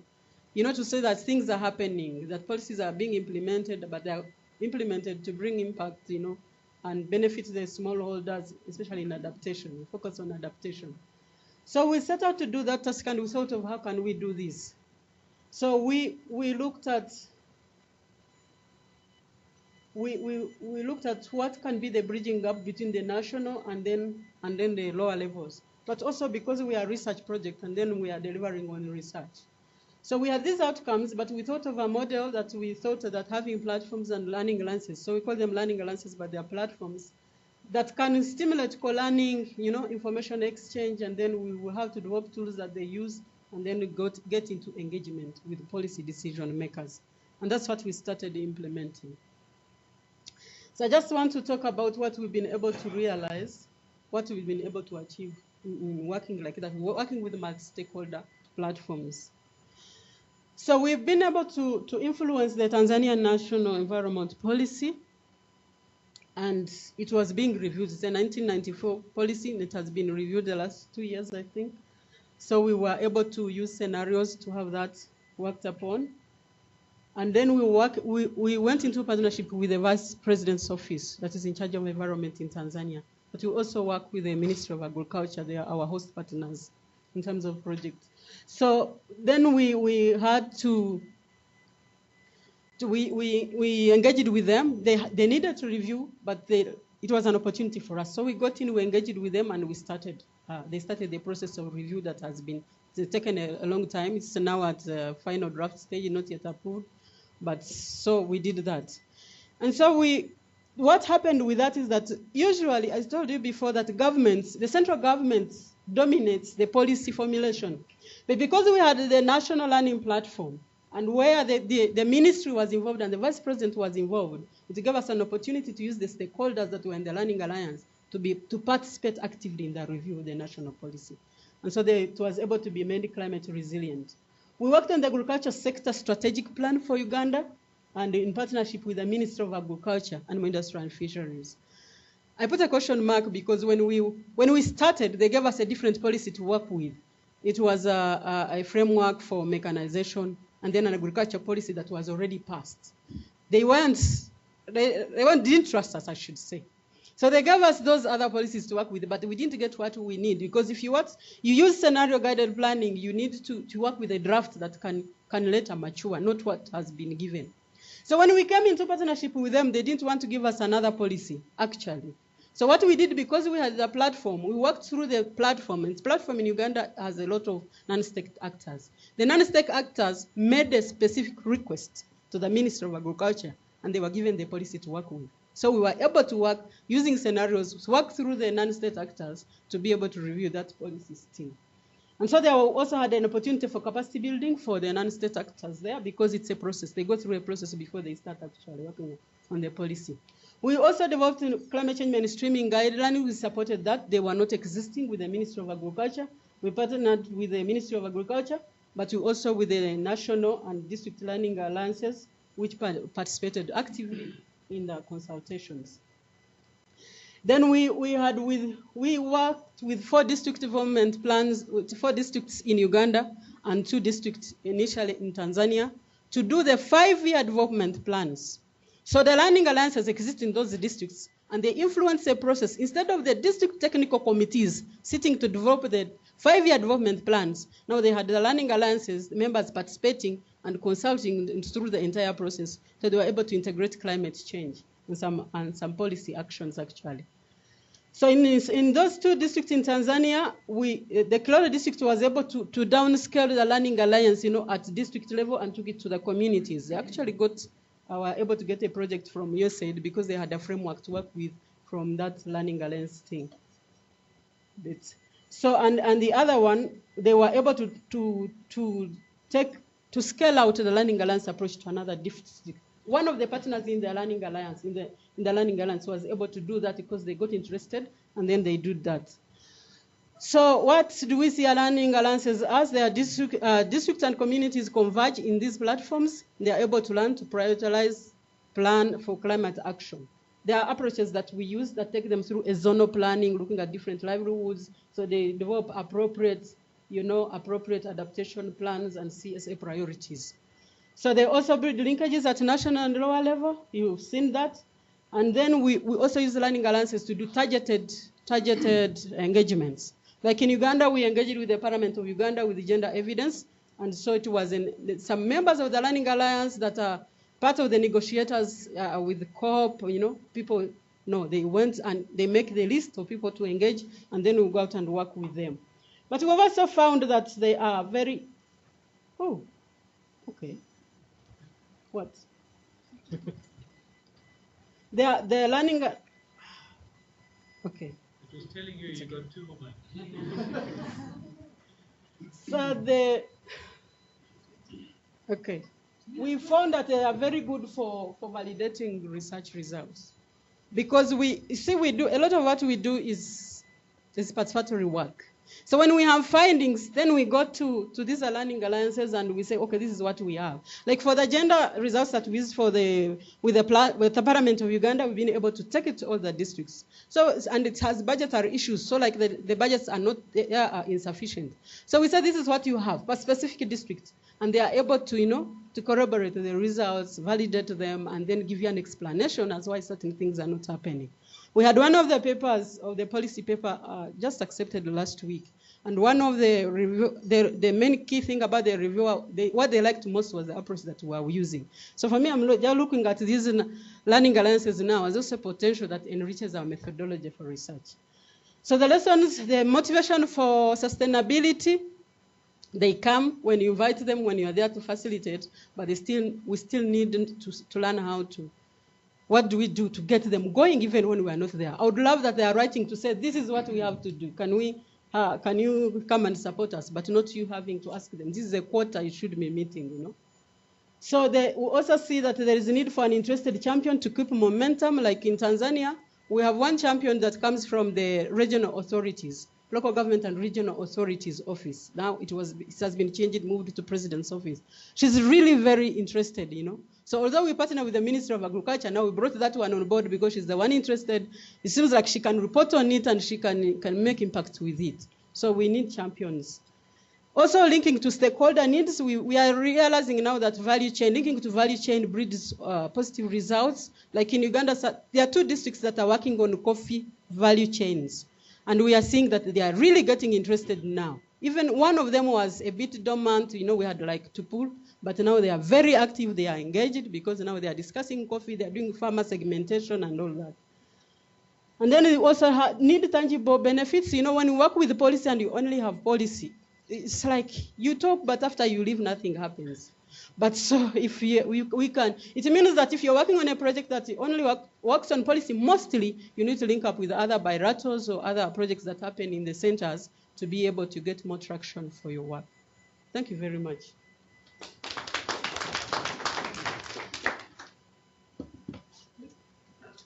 Any questions?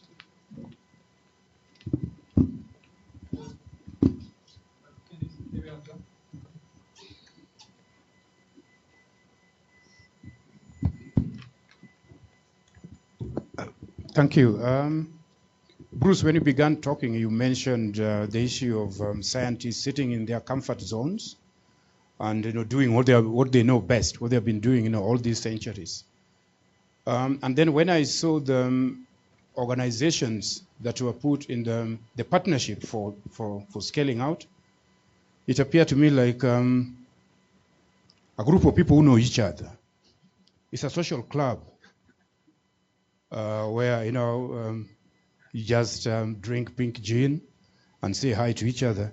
Now, we are talking about impact here. Whom are we trying to impact, particularly in sub-Saharan Africa? I think it is the small-scale farmer, the majority of whom are women. Now, when we go into multi-stakeholder platforms, I saw some missing link there. the farmers. You might tell me that the farmer organizations represent them, but I would disagree with that. Now, I think the co-creation of knowledge is very, very important. And if we want to really have a lot of impact, we cannot ignore what the small-scale farmer is going to contribute. And we must work towards incorporating and mainstreaming what the small-scale farmers are doing in terms of experimentation, in terms of innovation, because they are out there. We scientists do research because we've got funds to do research. The small-scale farmer innovates because that is how he or she is going to survive. He's trying to address very, very important and very practical situations. So I see, until we try to understand and appreciate the contribution that a small-scale farmer can make in what we do, I think we may still be just speaking to the converted. Thank you. Question over there, John. Thanks, Bruce. My name is Giordone. I'm working for International Potato Center. Just two small questions, one addressed to Evan. I was really interested in partnerships for scaling, but I didn't get well what was the scope. So is it really what comes beyond the profiling? Was it the scaling readiness or the theory of scaling itself, about the models? Why, when you have a technology, you know how to take it to the scale. So I didn't get quite the answer on that. Second point is about, it's addressed to my sister. I'm sorry, I didn't remember your name. I understand you are working for ITA. So I got a bit confused when you are talking about learning alliances, stakeholder platforms. As I know, in the CG system, there was a sister CRP, like Umitropics, have been implementing stakeholder platforms, either innovation platforms or research and development platforms. What I know is, for example, in Uganda, those platforms were led by ITA. So what kind of linkages do you have with those, your brothers, your colleagues in ITA? Because I'm a bit confused with the terminology you're using. Eh? Okay. So quick response, and then a quick response. Yeah, I mean, I think there's many aspects to what's needed in terms of partnerships for scaling climate smart agriculture, but I mean, the profiles provide one piece of information that can support our partners in their scaling efforts, like the World Bank here in Kenya with this Kenya Climate Smart Agriculture project. But I think one thing you're getting at is sort of the science of scaling and studying scaling processes, and I think more of that is needed. I had the one slide on the innovative financial models linked to the farmer field business schools. I think learning more about how that works, what conditions it works under, value chain models for scaling up, how that works, and sort of doing more research around the science of scaling, I think is needed, and something that we're looking towards in the future doing more of. Okay, thank you. So Human Tropics also was working with innovation platforms. So when we thought of the model for the platform, we're actually learning from the Human Tropics. But for them, they're organic. They just grow like that and do what they're interested in. But for us, it was policy, adaptation, climate adaptation. So we modified.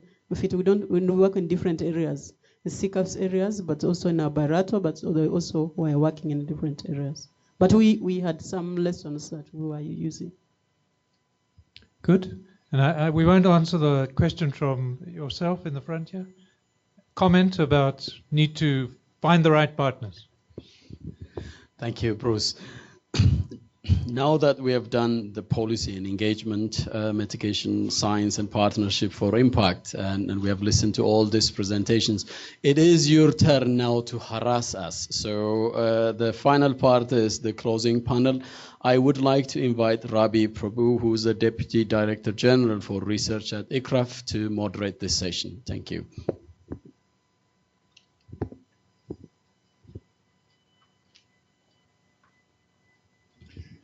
Thanks, David. And don't go far because you're going to take a seat. Could you take this seat and put it over there? Otherwise, you're going to be sitting behind my back. Okay. It's been a great afternoon. I think we've had a lot of really interesting presentations.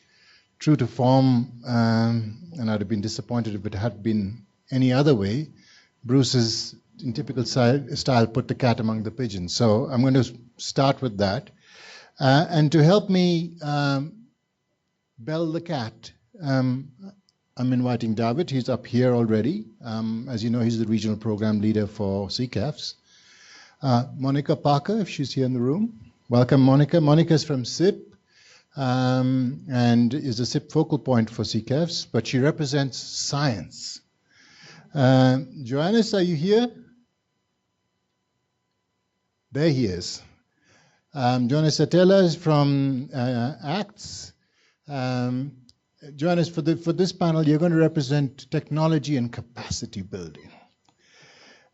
Michael Okumu, please join us. We have a senior policymaker in the room, ladies and gentlemen. We're going to get an opportunity to grill him. And Fiona Percy, please join us. Fiona was asking me during the break, what have you got in store for me? I said, a lot of pain, some torture, and perhaps a few laughs. Fiona is representing CARE, and she's going to speak to development perspectives. So, Michael, I'm going to start with you. Bruce put up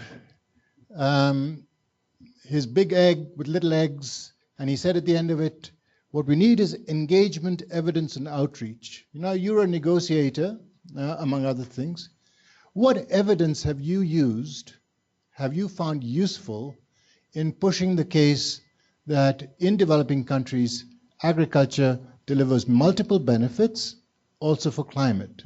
Because I don't see evidence that the climate negotiations are looking to Africa and its contributions through agriculture to mitigation or adaptation. So what is the evidence you've used? And what could you have used? And where have we failed you? I'm going to ask for short answers because we're going to whip around and then we're going to get the rest of the audience in either to torture you along with me or we'll torture them. Wow, that's a hard one. But if I may try to answer, I may not answer it fully. But the evidence that I use as a negotiator is first and foremost, within our region, there's no need even to debate whether or not there is climate change and such.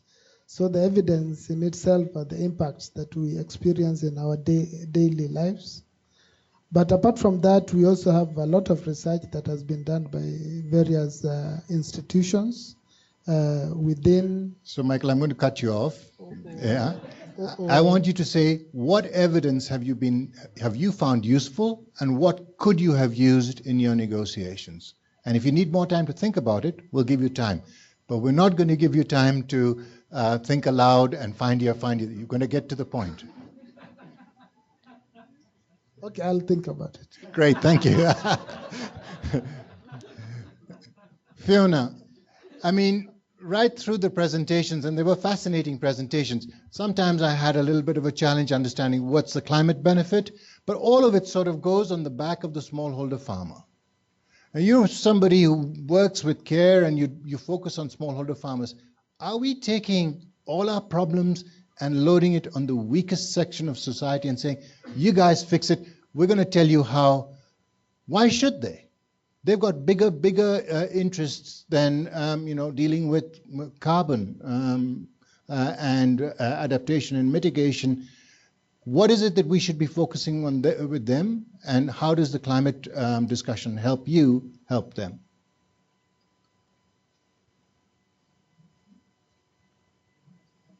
This probably is on. You can use this one. One of the things we need to recognize is that smallholder farmers are and the same as all of us, is it's not business as usual anymore. Climate change is affecting smallholder farmers in Africa more than it affects any of us who earn salaries and get grant money and so on. So for smallholder farmers, it's not optional. It's something they are anyway doing, and farmers are already feeling the impacts and wondering what to do and getting confused about changing weather patterns and so on. So I think that's what's important. It's putting that issue at the center and realizing we have a common goal, which is around enabling smallholder farmers to continue to be able to make a living from smallholder farming and develop into and diversify into other occupations, just according to their aspirations. And that the work that we are doing needs to see how to support that and not be, extracting lots of information or imposing good ideas or top-down predetermined technologies. And one of the things that we've really learned in the adaptation learning program that CARE implements is that adaptation and climate resilience is really a decision-making process. But who should be involved in the decisions, and how are those decisions well-informed? How are those decisions going to enable more flexible and responsive reactions to climate change as it's happening? So at the back of that is a lot of strengthening adaptive capacity. And that's for everybody, not just farmers, also the service providers, also the input suppliers, private sector, government services. So what I really liked was Editor talking about multi-stakeholder platforms and the kind of innovative partnerships that we need.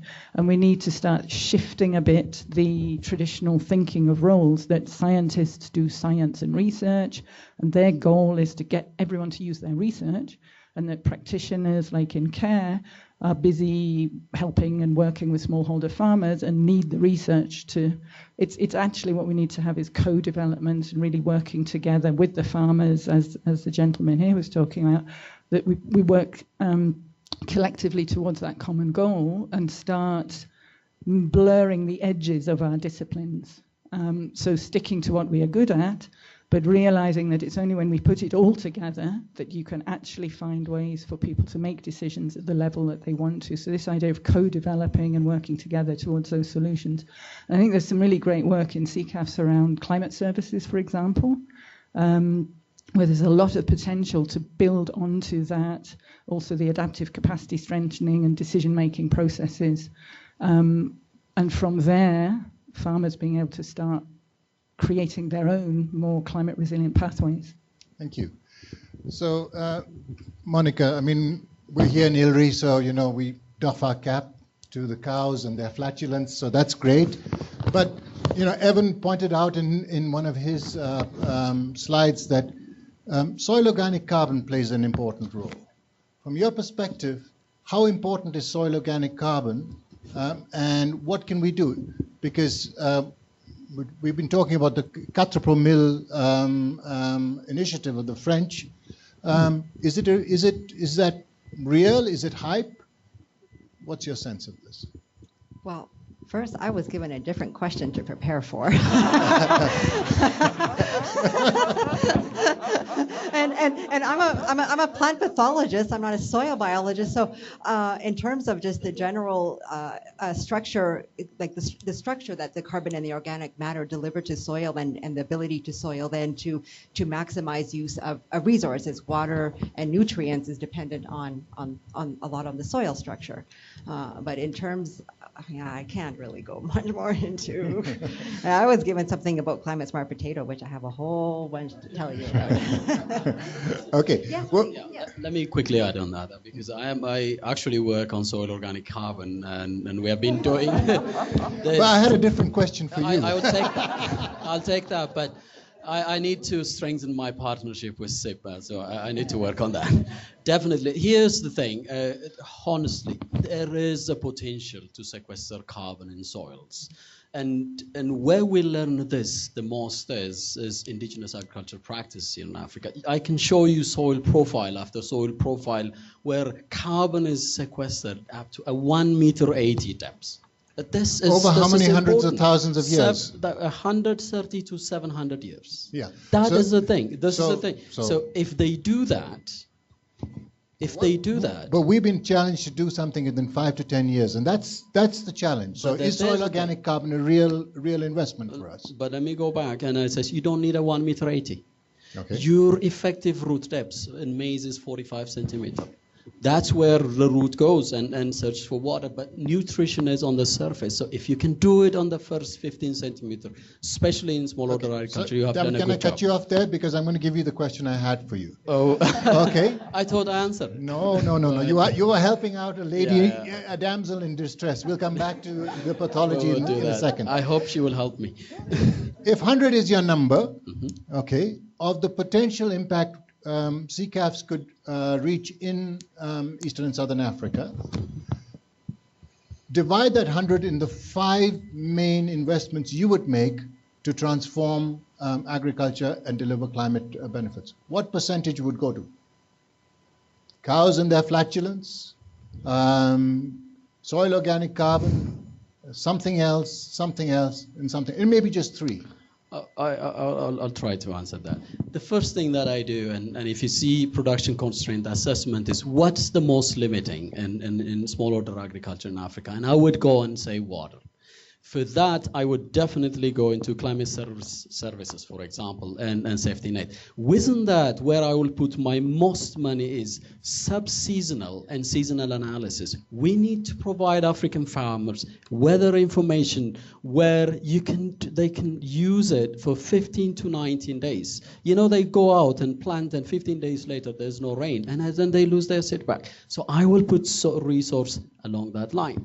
The second and the most important thing where I put is climate smart agricultural technology development. We need tools in Africa because climate smart farming is a reality now everywhere. So I would put a resource in that part. The third part is, we have been talking about the African agriculture. It is a mixed farming system. There's a crop and a livestock system. So what we say is, you can do agriculture, and our main purpose is increasing productivity and socioeconomic viability. But while we do that, then there is resilience and adaptation component. But you can do that with mitigation, and I will say that there is a strong interest in low emission technology development. So I will put resources on the livestock and then crop system where we can develop that. But we do all these things for one purpose. We need to influence policy. And that policy needs to be influenced based on evidence. I think Bruce highlighted that. We need credible evidence. So that credible evidence needs to be employed in policy. And I will put a resource in that. But at the end of the day, there is one aspect. It has to be inclusive, so there's an element of gender. Youth unemployment in Africa is rampant, and it is creating instability. I'll put a resource there. But everything else at the end of the day needs to go also to the private sector. So we need strong partnership with that. So I'll put that last resource on that. So you got about 7 or 8 when I gave you 5. No, 5. Okay, but good answer. And I'm glad you mentioned water because when we talk climate change, we focus on carbon or methane, we forget water. And farmers are most interested in water and obviously the fertility of soils. We focus a lot on policy and policy change. And Michael, this is not coming to you, so you don't have to worry about it. But some of you did mention the private sector and did mention finance. Johannes, you can imagine this is coming to you. When you look at this, what is are you being able to access the kinds of finance you need to provide the technologies that will help to change the course of agriculture towards being more climate smart? That would be too easy a question, so prepare for that. The main question I have then is, are we understanding where and how to tap that finance here in Eastern Southern Africa? We heard Andrew talking about IBLI and the challenges getting Equity Bank to stay the course. So when we want to look at large-scale transformation, we've got to follow the money. And the money at the moment is going to large-scale monocultures, it's going to irrigation, it is going to... What are the technologies you would be spending money on instead? Perhaps it is those. And where would we find this money from? Whoa. All right. Thank you very much. That's a very interesting question. Like my colleague, I think I anticipated a different question. But nonetheless, I think I'll try to also trick you because you've tricked me. Yeah, I personally normally have problems with finances, following finances, because finances is important for climate change. But I think it is not the key aspect or the key thing that basically is sort of exacerbating, or lack of it exacerbating, the impacts of climate change. I would think of it from a different perspective, that we have, first of all, to do things right. And then if we do the things right, then the finances will follow, because there are situations, and if you look at Africa's history, there has been a lot of financial investments. I mean, in the last millennium era, development goals era, Sub-Saharan Africa received most of the funding towards humanitarian aid and also towards research. But if you look at the performance of Sub-Saharan Africa, it was quite dismal. So at the end of the day, we have to start asking ourselves hard questions. When we talk about finances, what do we want those finances for? And how can we use those finances in a manner that is going to achieve the sort of impacts that we need? Then once we sort of answer those questions, because even as some of the speakers said here, the donor environment is quite changing. They want impact stories. So this means for Africa and for different organizations and research organizations like, research initiatives like CCAFS, to access the money, we have to show that particular cases of, impact stories, the outcomes. So that is where we should start from. So looking at it from what CCAFS has been doing, which I think is quite novel, because agriculture is really, it's not any news that agriculture is impacted on the most by the impacts of climate change. It is not news anymore, it is the reality. So the work that CCAFS has been doing has been very good in terms of producing, very good insights, technological solutions, and also promoting or sort of providing policy options, lessons that can be adopted at the policy level. But I think for the finances that is required to come to place, CCAFS or an other research organization need to sort of also reorient their research focus away from simple technological fixes and economic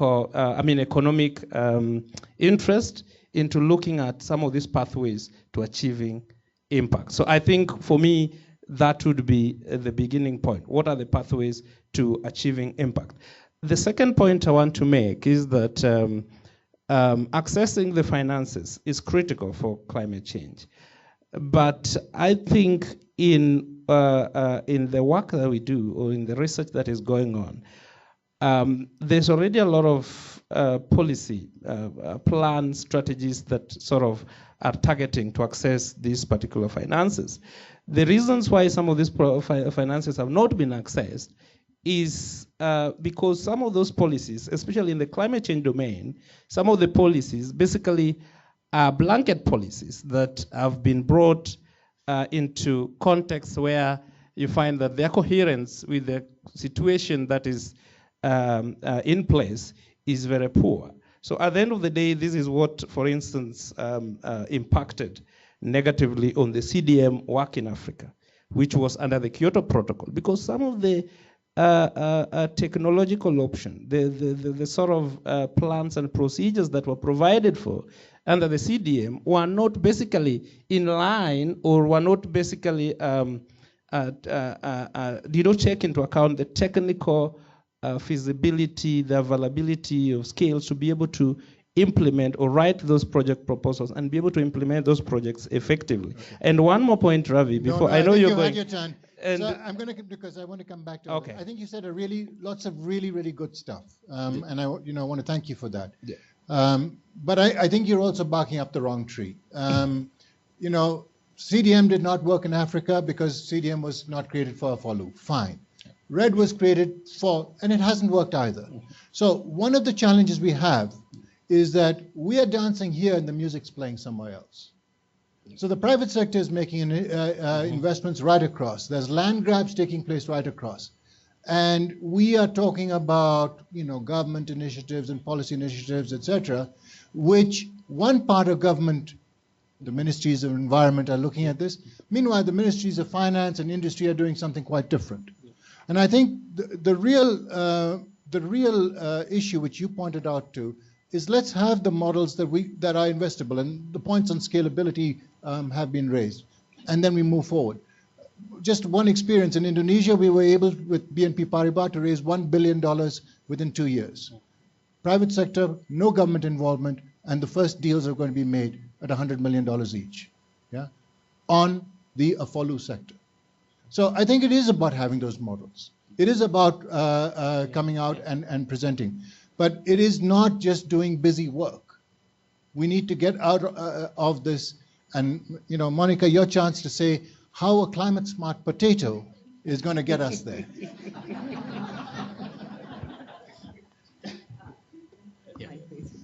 Thank you.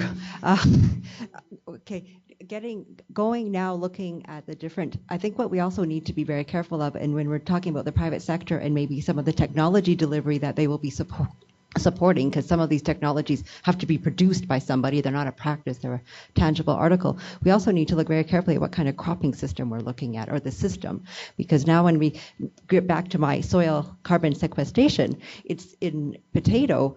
In this aspect, it's not a very strong crop, but we still think it's a climate smart crop because of the productivity we get out of it, the calories, the dry matter, and the nutrients per resource use, per unit of resource use. So I think we need to very closely look at the different kind of systems that we are, so that if we can deliver climate smart agriculture and bring it down to the farmer level. Great. I would agree with that, except that, like we heard on livestock, I've seen potatoes being planted on steep hillsides with massive erosion, so you're losing all the soil carbon that was there, which was under a tea plantation in Sri Lanka before it went to potato, which was much more profitable. So systems, I think that's a key one. Michael, I want to come back to you. I mean, the rubber hits the road with you. I mean, all of us, we can talk, but ultimately the responsibility is with you. So here's a softball question. Answer any question you want, but do it convincingly. Wow. That's interesting. That means I have to ask myself a question and answer it. Convincingly. Yeah. Yeah. I just also want to, I just want to ask myself, what is the gap? That is the gap between practice and policy. And what I could say is that first and foremost, we have policy being made, we have international policy made at international level, where through protocols and such, like the Paris Agreement, the Kyoto Protocol, and the UN Framework Convention on Climate Change. And this particular policy are at the end of the day supposed to be implemented down at the farm level.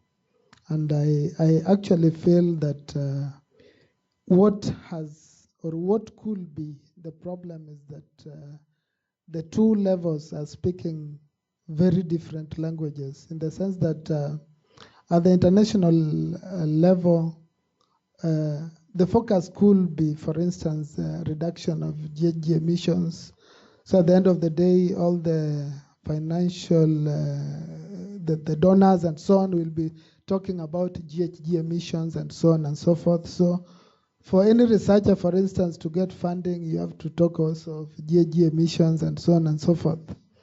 But the truth is, at the farm level, even getting to understand that issue of greenhouse gas may be a big challenge in the sense that, for instance, practically I worked out in the field, and there was an opportunity for farmers to bring in their proposals on adaptive technologies.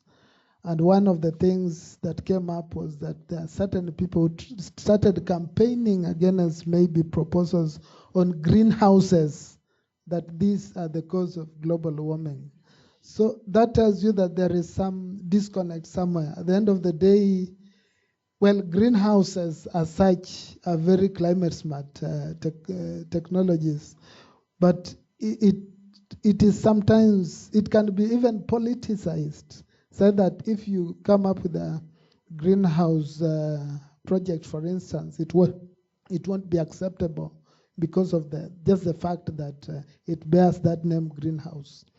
But down on the ground, we need to try to retweak some of these issues into the farmer's need, so much that if we want, for instance, to reduce emissions, for instance, from cattle, we should look at, for instance, the adaptation co-benefit of that particular action. And at the end of the day, when you explain it to the farmer, it will be easier to work with the farmer. In Kenya, for instance, we have pastoralists who have been told by their politicians that most of these people talking of GHG, mitigation in the dairy or in the cattle sector, actually the focus is to reduce the number of cows you have. And at the end of the day, when they hear anything mitigation, they want to resist it. So what I am trying to Bruce, say... we're going to send you into one of those farmers, and you're going to have to say mitigation, mitigation, and we're going to see. I'll be stoned. Michael, thank you for that. I want to quickly open it up to the floor for anything that, and the panelists have been great sports. So they've allowed themselves to be tortured. But I don't want you to come out and tell me what you're doing. What's a fresh insight, David? What's something that's going to help us, get our heads around this problem here and do something good for agriculture and the farmers and for climate? Okay, I'm going to respond sort of to the first question that you asked Monica about soils and soil carbon. Dawit started answering that a little bit. So C minus. Okay. Yeah. soil carbon, the pool of carbon in the soil is more than twice what we have in the atmosphere. So it needs to be managed correctly, otherwise we're going to make the problem worse. Monica kind of hinted that soil carbon benefits soil structure and everything else, and which actually, if you have more carbon, you tend to have higher water holding capacity. So if you're talking about in places where water is often limiting, having more carbon in the soil is better for, bridging those gaps between the rains. So how do we get more carbon in the soil within 5 to 10 years? The other thing which is interesting is that the best way... Okay, next person. Just wait, no, I'm going to answer it. Because the best way to get carbon in the soil, the quickest way, is to improve productivity.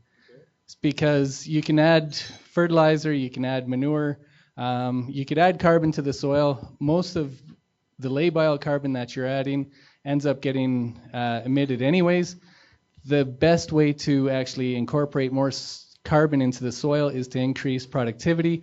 In a lot of places where water is limiting, if you improve somehow, and this is something that I think the Climate Smart Villages have done, they're setting up these water harvesting areas. If you improve the water, you increase the growth. If you increase the growth, you increase the soil carbon. If you increase the soil carbon, you then increase the ability of that, or the resilience of that system to droughts. It's sort of this, it's almost like a positive feedback. Okay, good. Please. Thank you very much. I think just to add on the soil carbon story, that's a good explanation, and I think the missing link in that explanation is just one. When you increase the biomass and it absorbs more carbon from the atmosphere, its retention and to the soil is very important. Because if you're going to increase biomass and then harvest it and take it away, then it's like nothing. So that retention and yeah, it's very important. And then, of course, other initiatives that will make sure that that soil is not disturbed to an extent that, again, all what was retained is exposed. So that mineralization process is meant to stay there and, you know, for a longer time. Talk of the 5-10 years you're saying. But then, of course, that would mean we don't have time to discuss. That would mean adapting our technologies like, you know, conservation agriculture at whatever scale. Of course, that's a bigger story. At whatever level, whichever of the 3 pillars you want to adapt in that, then you retain more of that this way. Great. So I want to go one step further than David, and I'll give it back to the panelists now for a quick last word, and then we're going to close. And that is, if it's improving productivity and improving income, that means it's good business. If it's good business, we can get the investment, because we have shown this on one farm at a time for too long. If we are not doing it across hundreds and thousands or millions of hectares, it ain't going to make a difference, folks. Yeah, there's nothing going to be contributed from African agriculture because it is insignificant in terms of the impact on climate change. For African farmers, yes, it's important, and we should continue to do that.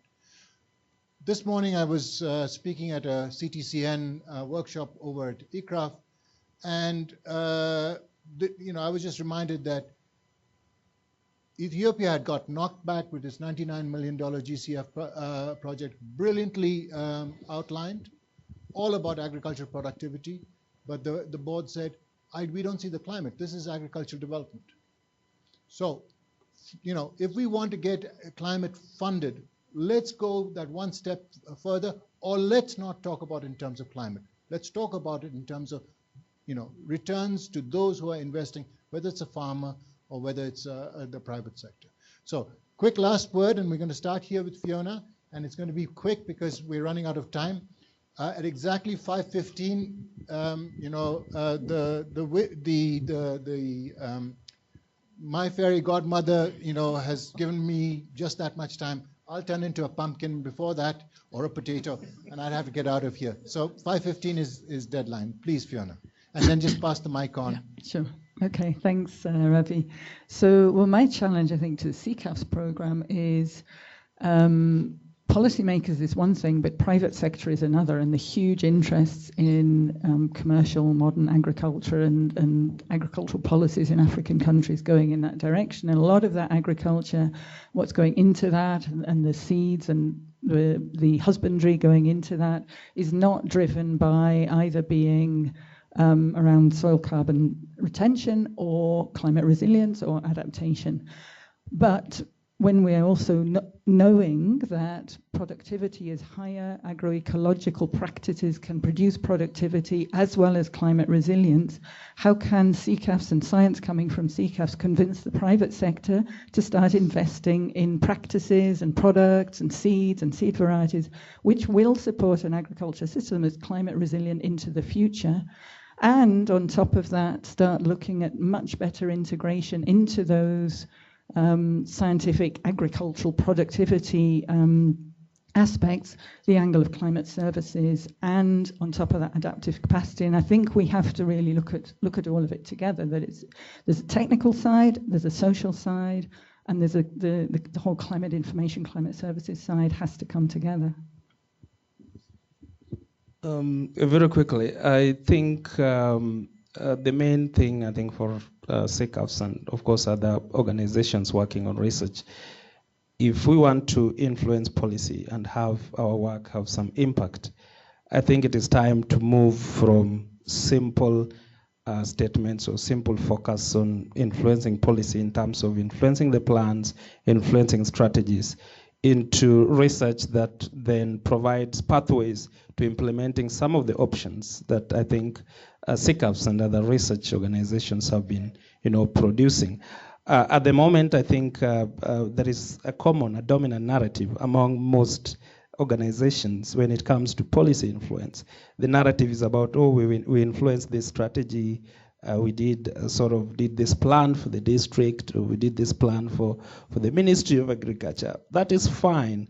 And I think getting our research into policy documents is good enough. But I think it could be better if we move beyond that to provide options for policymakers, that they can take those particular options from the policy documents into actual implementation. So research that looks into policy implementation pathways. It is a very messy thing, and most researchers and most organizations are quite careful not to go into it because of the politics involved. But I think if we have to achieve any transformative agenda in our research, that is one of the things that we can do to be able to, achieve the impact that we need. In addition to that, and this is the point that I wanted to make when Ravi stopped me. Ravi is my mentor since long time ago, so I know how to interrupt him as well. I think as researchers, we also need to be a bit confrontational in terms of the research that we do. I think for a long time, the work that we do in climate change, we've been a bit conformational. We've been conforming to the policy domains. So what I mean by this is that, for instance, Kenya has just submitted its NDC to the UNFCCC. So as researchers, what we do is go look at some of the options and try to provide insights on how to implement them, whether it is in dairy sector, livestock, and all that. But I think we can do better than that, and this is what I think Africa needs. Being able to challenge the dominant narrative, the dominant perceptions about policy. If some policies or some provisions that have come perhaps from the international, community, this is the nature of climate change, because a lot of the policies that we implement are basically drawn from the international platforms, and we are expected to domesticate them at the national level and then at the local level. And if some of these things are not basically coherent with what we believe is important and is going to produce the impact, as researchers and scientists, and we have evidence, ability to draw evidence, to be able to contest and say, no, this is not possible, and be able to show policymakers that these particular options that they're pursuing might not be feasible. So I think we need to be bold enough to challenge the dominant coup in policymaking. That way we will be listened to more than doing the normal thing that we've done many years back. Thank you. Now, very, very briefly, I would like to say that any research that we do as researchers have to answer to the farmer.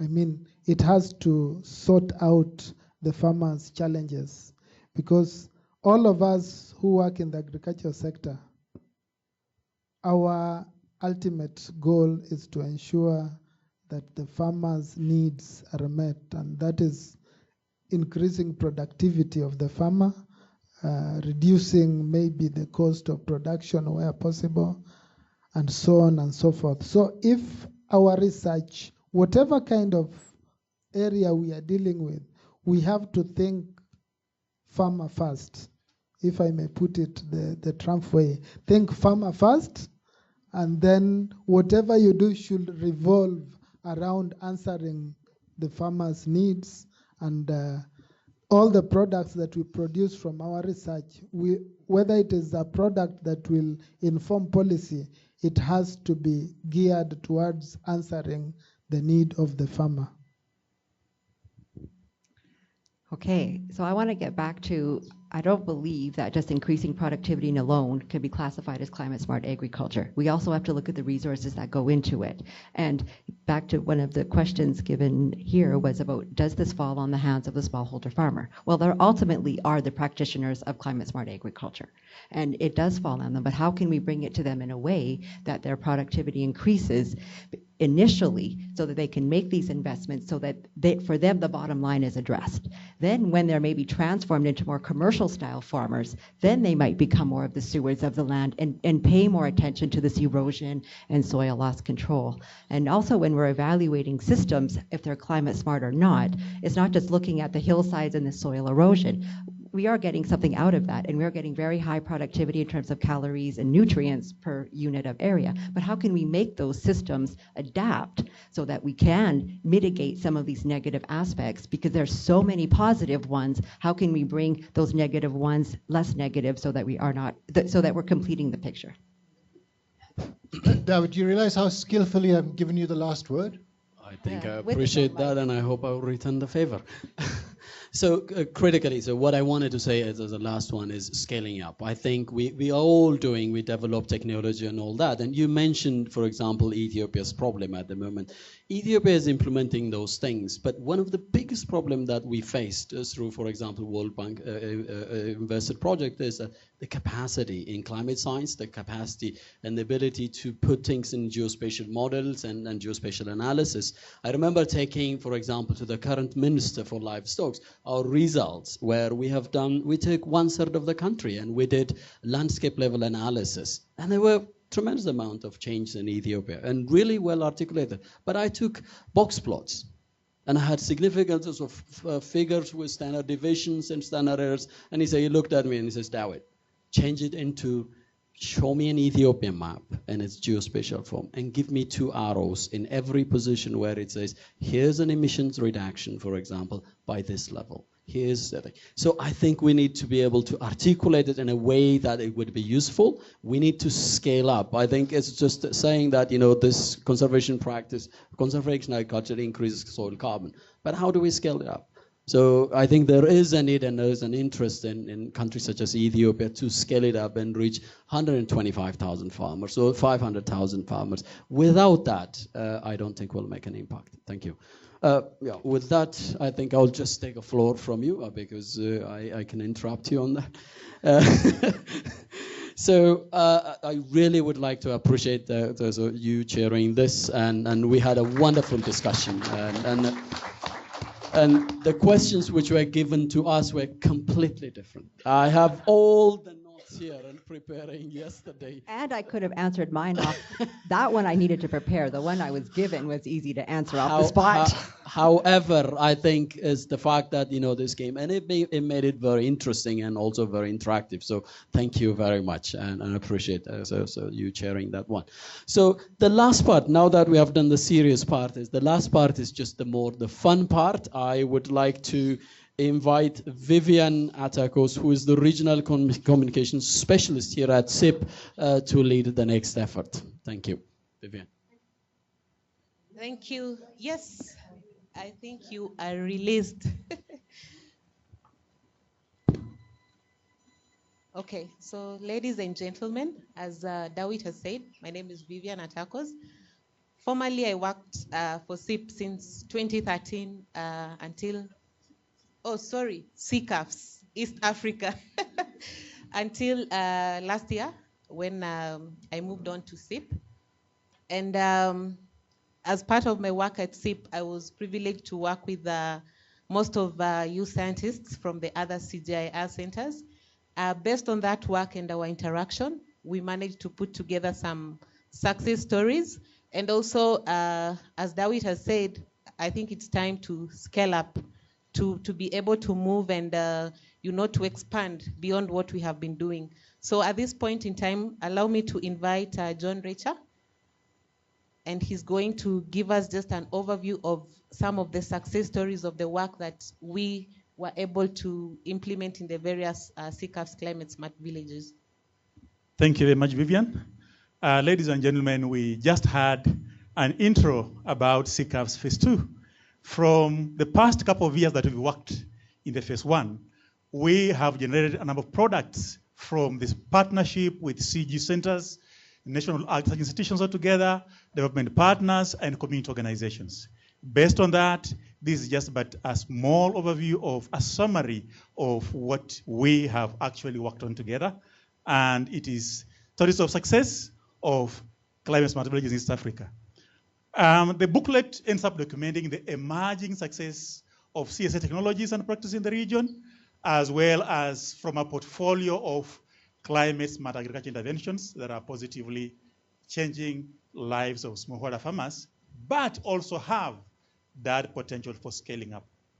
The number of sites are actually six climate smart villages in 4 countries, and that's Borana, southern Ethiopia, which is a pastoral site, and then crop livestock systems that are there in Wote, semi-eastern Kenya, as well as western Kenya, Nyando, and then Hoi Marakai, as well as Lushoto in Tanzania.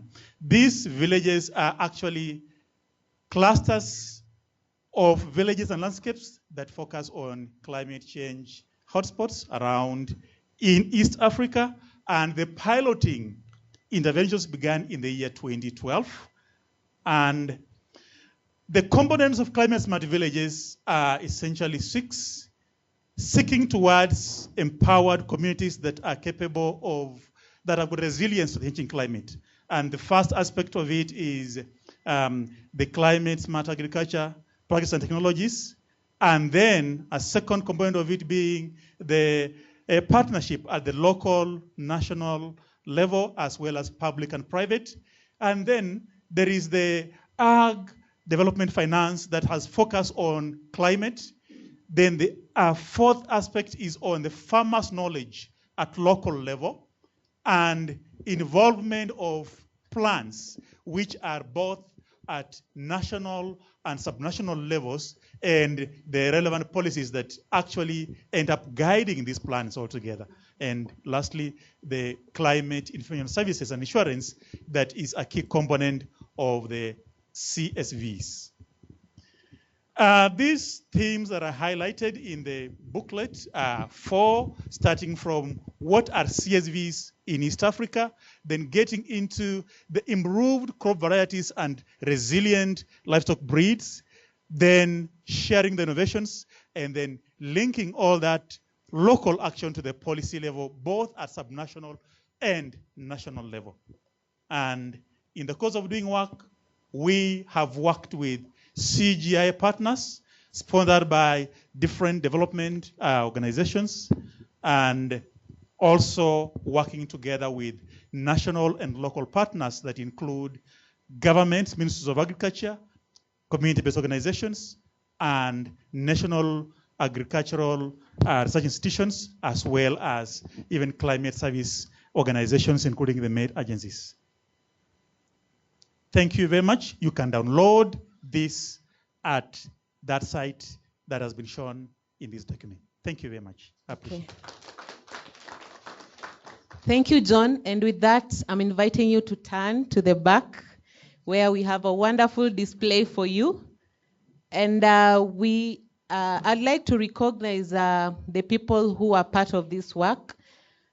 We have Maren Radenyi, she's right there. We have Philip Kimeli. We have John Recha, Catherine Mungai, and myself. So if you turn to the back, we have the wonderful display with the Success Stories book. And as we head to the cocktail to celebrate years of hard work, I can confirm that it was really hard work. We had to do a number of write-shops to get the product out. But feel free to come to the back and get yourself a copy, as well as a bookmark to accompany the same. With that, we want to launch the Success Stories book for East Africa.